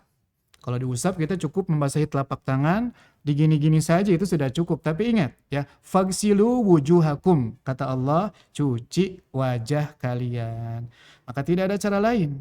Selama suami ibu ya tidak berbahaya saat terkena air, wajib hukumnya berwudu seperti ibu sendiri ya. Wajah ya basah gitu kan, tangan ya mesti basah. ya. Mesti ada air yang sampai Bu ya, ada air yang sampai mengalir ke sini ya. Nah, kalau menyulitkan, Ibu bisa misalkan bawa handuk gitu kan ke tempat tidur, lalu ditempel di bawah ya. Lalu Ibu ambil alat untuk spray gitu kan, untuk semprot-semprot tuh. Kayak Ibu kayak mau setrikaan kan suka semprot-semprot air Bu ya. Nah, Ibu boleh pakai itu. Boleh pakai itu semprot-semprot ke tangan tuh. Semprot Ibu giniin ya. Semprot-semprot gini. Ini tuh lebih mudah ketimbang Ibu gayung dikesiniin kan susah ya. Ya, atau Ibu boleh ciduk air begini, lalu jatuhkan airnya bersama airnya Bu ya. Airnya mesti ke bawah tuh, ke tangan suami Ibu. Ambil air, kemudian di sini mesti mengalir di sini. Karena ini bukan mengusap, mencuci. Nah, kalau seperti itu susah, Ibu boleh ambil tadi semprotan, semprot ya. Ibu ratakan ke seluruh tangan, semprot lagi, ratakan ke seluruhnya. Begitu caranya. Wajah, tangan, kaki mesti dicuci. Yang diusap hanya satu, kepala saja ya. Kecuali kalau misalkan kata dokter, oh suami Ibu berbahaya kalau kena air. Ya kalau berbahaya boleh Ibu misalkan di sini ada luka pakai perban ya. Nah, yang ada luka cukup diusap saja. Boleh ya. Tapi kalau tidak boleh kena air sama sekali, misalkan dia demam gitu kan, terkena air bahaya, maka cukup bertayamum saja ya. Tapi kalau tidak berbahaya saat terkena air, maka tidak ada dispensasi. Maka wajah mesti dicuci, ya, tangan mesti dicuci, kepala mesti diusap, kaki mesti dicuci, gitu aja, Bu. Cukup, Ibu? Oke. Makasih banyak Ustadz penjelasannya. Ya, sama-sama. Silahkan ada lagi, masih ada 3 menit lagi tuh.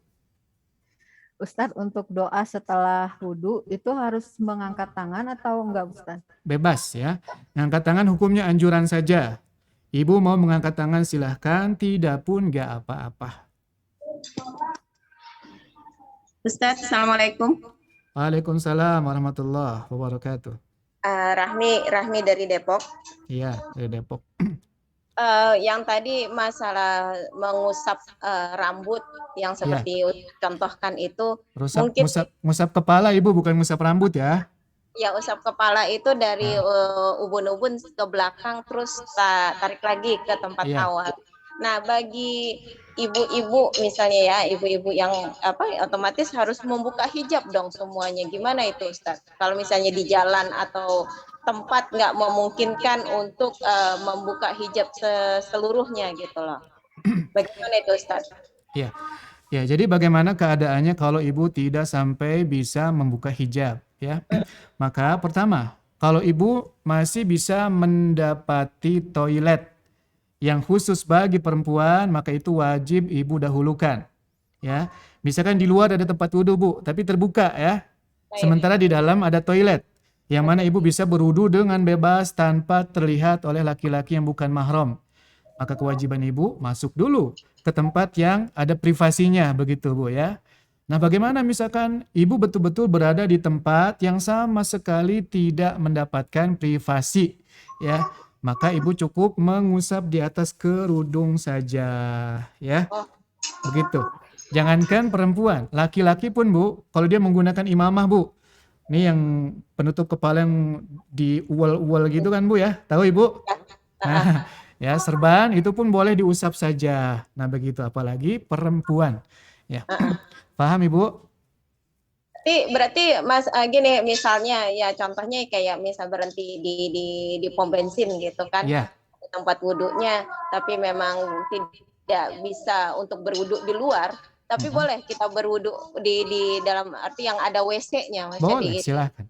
Boleh, yang penting ibu jangan membaca bismillah di situ, karena nggak boleh di dalam tempat buang hajat gitu kan, kita nggak boleh menyebut nama Allah, nggak boleh. Kalaupun mau dalam hati saja.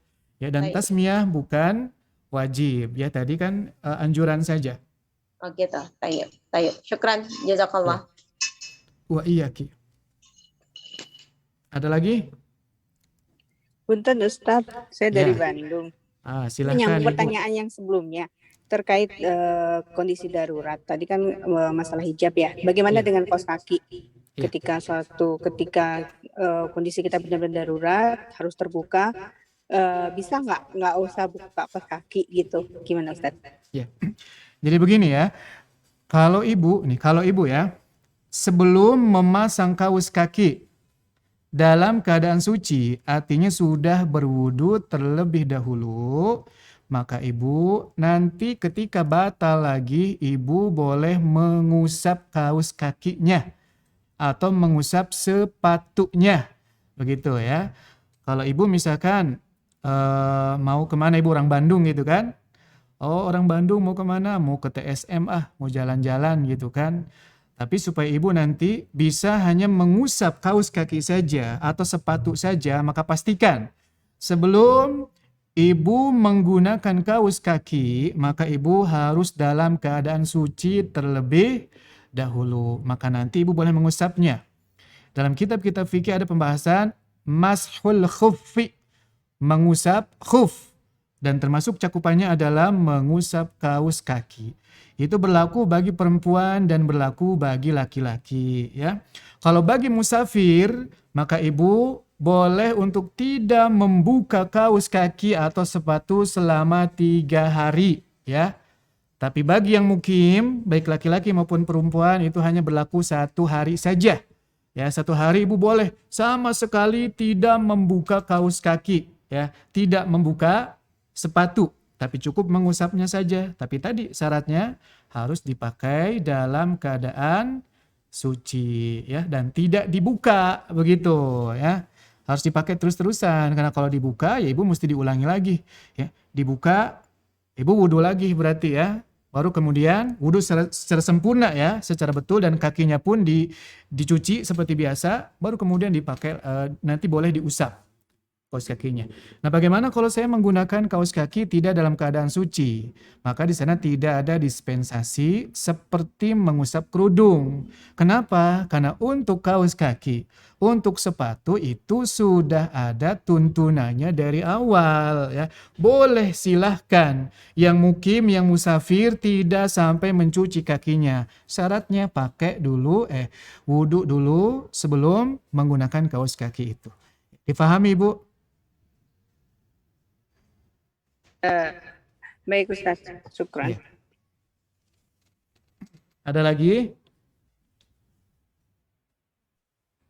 Ada lagi nggak teman-teman? Kalau nggak ada, kita tutup. Saya mau tanya sebentar. Silahkan, Bu. Ustaz kan tadi mungkin sama ya dengan kasus kalau berbahaya tidak boleh kita tidak apa-apa, misalnya kalau kena pakai perban hanya diusap di atas perbannya gitu ya. Nah, ini saya tuh masih bingung telinga ya. Apakah itu telinga itu kan setelah mengusap mulut terus telinga itu harus benar-benar harus sampai ke dalam atau hanya daun telinganya aja? Karena saya kan pakai alat bantu dengar ya. Jadi kalau misalnya dibuka tutup itu kadang-kadang ribet gitu ya. Jadi saya suka pakai terus cuman daun telinga ya saya hanya bersihkan istilahnya daun telinganya aja, nggak sampai ke dalam gitu, karena pakai alat bantu dengar tersebut gitu. Ustadz, gimana? Kira-kira kalau dicopot alat bantu dengarnya susah apa tidak, Bu? Alat bantu dengarnya tuh masuk ke dalam lubang telinga gitu. Terus ada bagian yang masuk ke dalam, ada yang di belakang telinga. Jadi bentuknya itu seperti kuping gitu loh ya. Jadi kalau saya buka itu kan kadang-kadang kalau misalnya mau wudhu di kantor ke musola gitu, naruhnya tuh di mana gitu, kadang bingung gitu ya. Jadi saya cuman saya usap itunya aja, daun telinganya, itu nggak boleh ya atau gimana ya? Iya kan, telinga sampai sini, Bu. Bukan ininya aja ya. Jadi kalau misalkan masih memungkinkan untuk dibuka dan alasannya hanya khawatir nanti takut lupa di mana naruhnya, itu sebetulnya bukan uzur ya, Ibu ya. Kecuali kalau Ibu copot gitu kan, itu berbahaya bagi Ibu gitu kan, itu bisa menjadi alasan. Tapi kalau hanya sekedar khawatir nanti Ibu lupa naruhnya di mana, itu belum menjadi alasan yang syar'i. Allahu a'lam bishawab ya, Ibu ya. Idealnya sudah Ibu buka saja dulu ya, tapi mungkin lebih hati-hati lagi, teliti lagi naruhnya, jangan sembarangan. Ya, Ibu ya. Allahu a'lam bishawab. Ya, Oke, terima kasih ya. Iya. Dan telinga itu diusapnya bukan pas lagi wudhu ya. Kalau wudhu bukan pas lagi apa namanya cuci wajah Bu ya. Karena cuci wajah cukup sampai sini aja nih ya. Nah ini nih. Oh, Gini, gitu bukan ya. sampai dalam-dalam kalau lagi mencuci wajah. Adapun Ya. kalau sampai sini, ini ketika ibu mengusap kepala. Jadi telinga itu bukan dicuci ya, diusap. Karena kata Nabi, al-udhunani minar ra'si. Kedua telinga itu termasuk bagian dari kepala gitu. Oh, iya. Oke, ya, terima kasih Ustaz. Ya, ada lagi silahkan.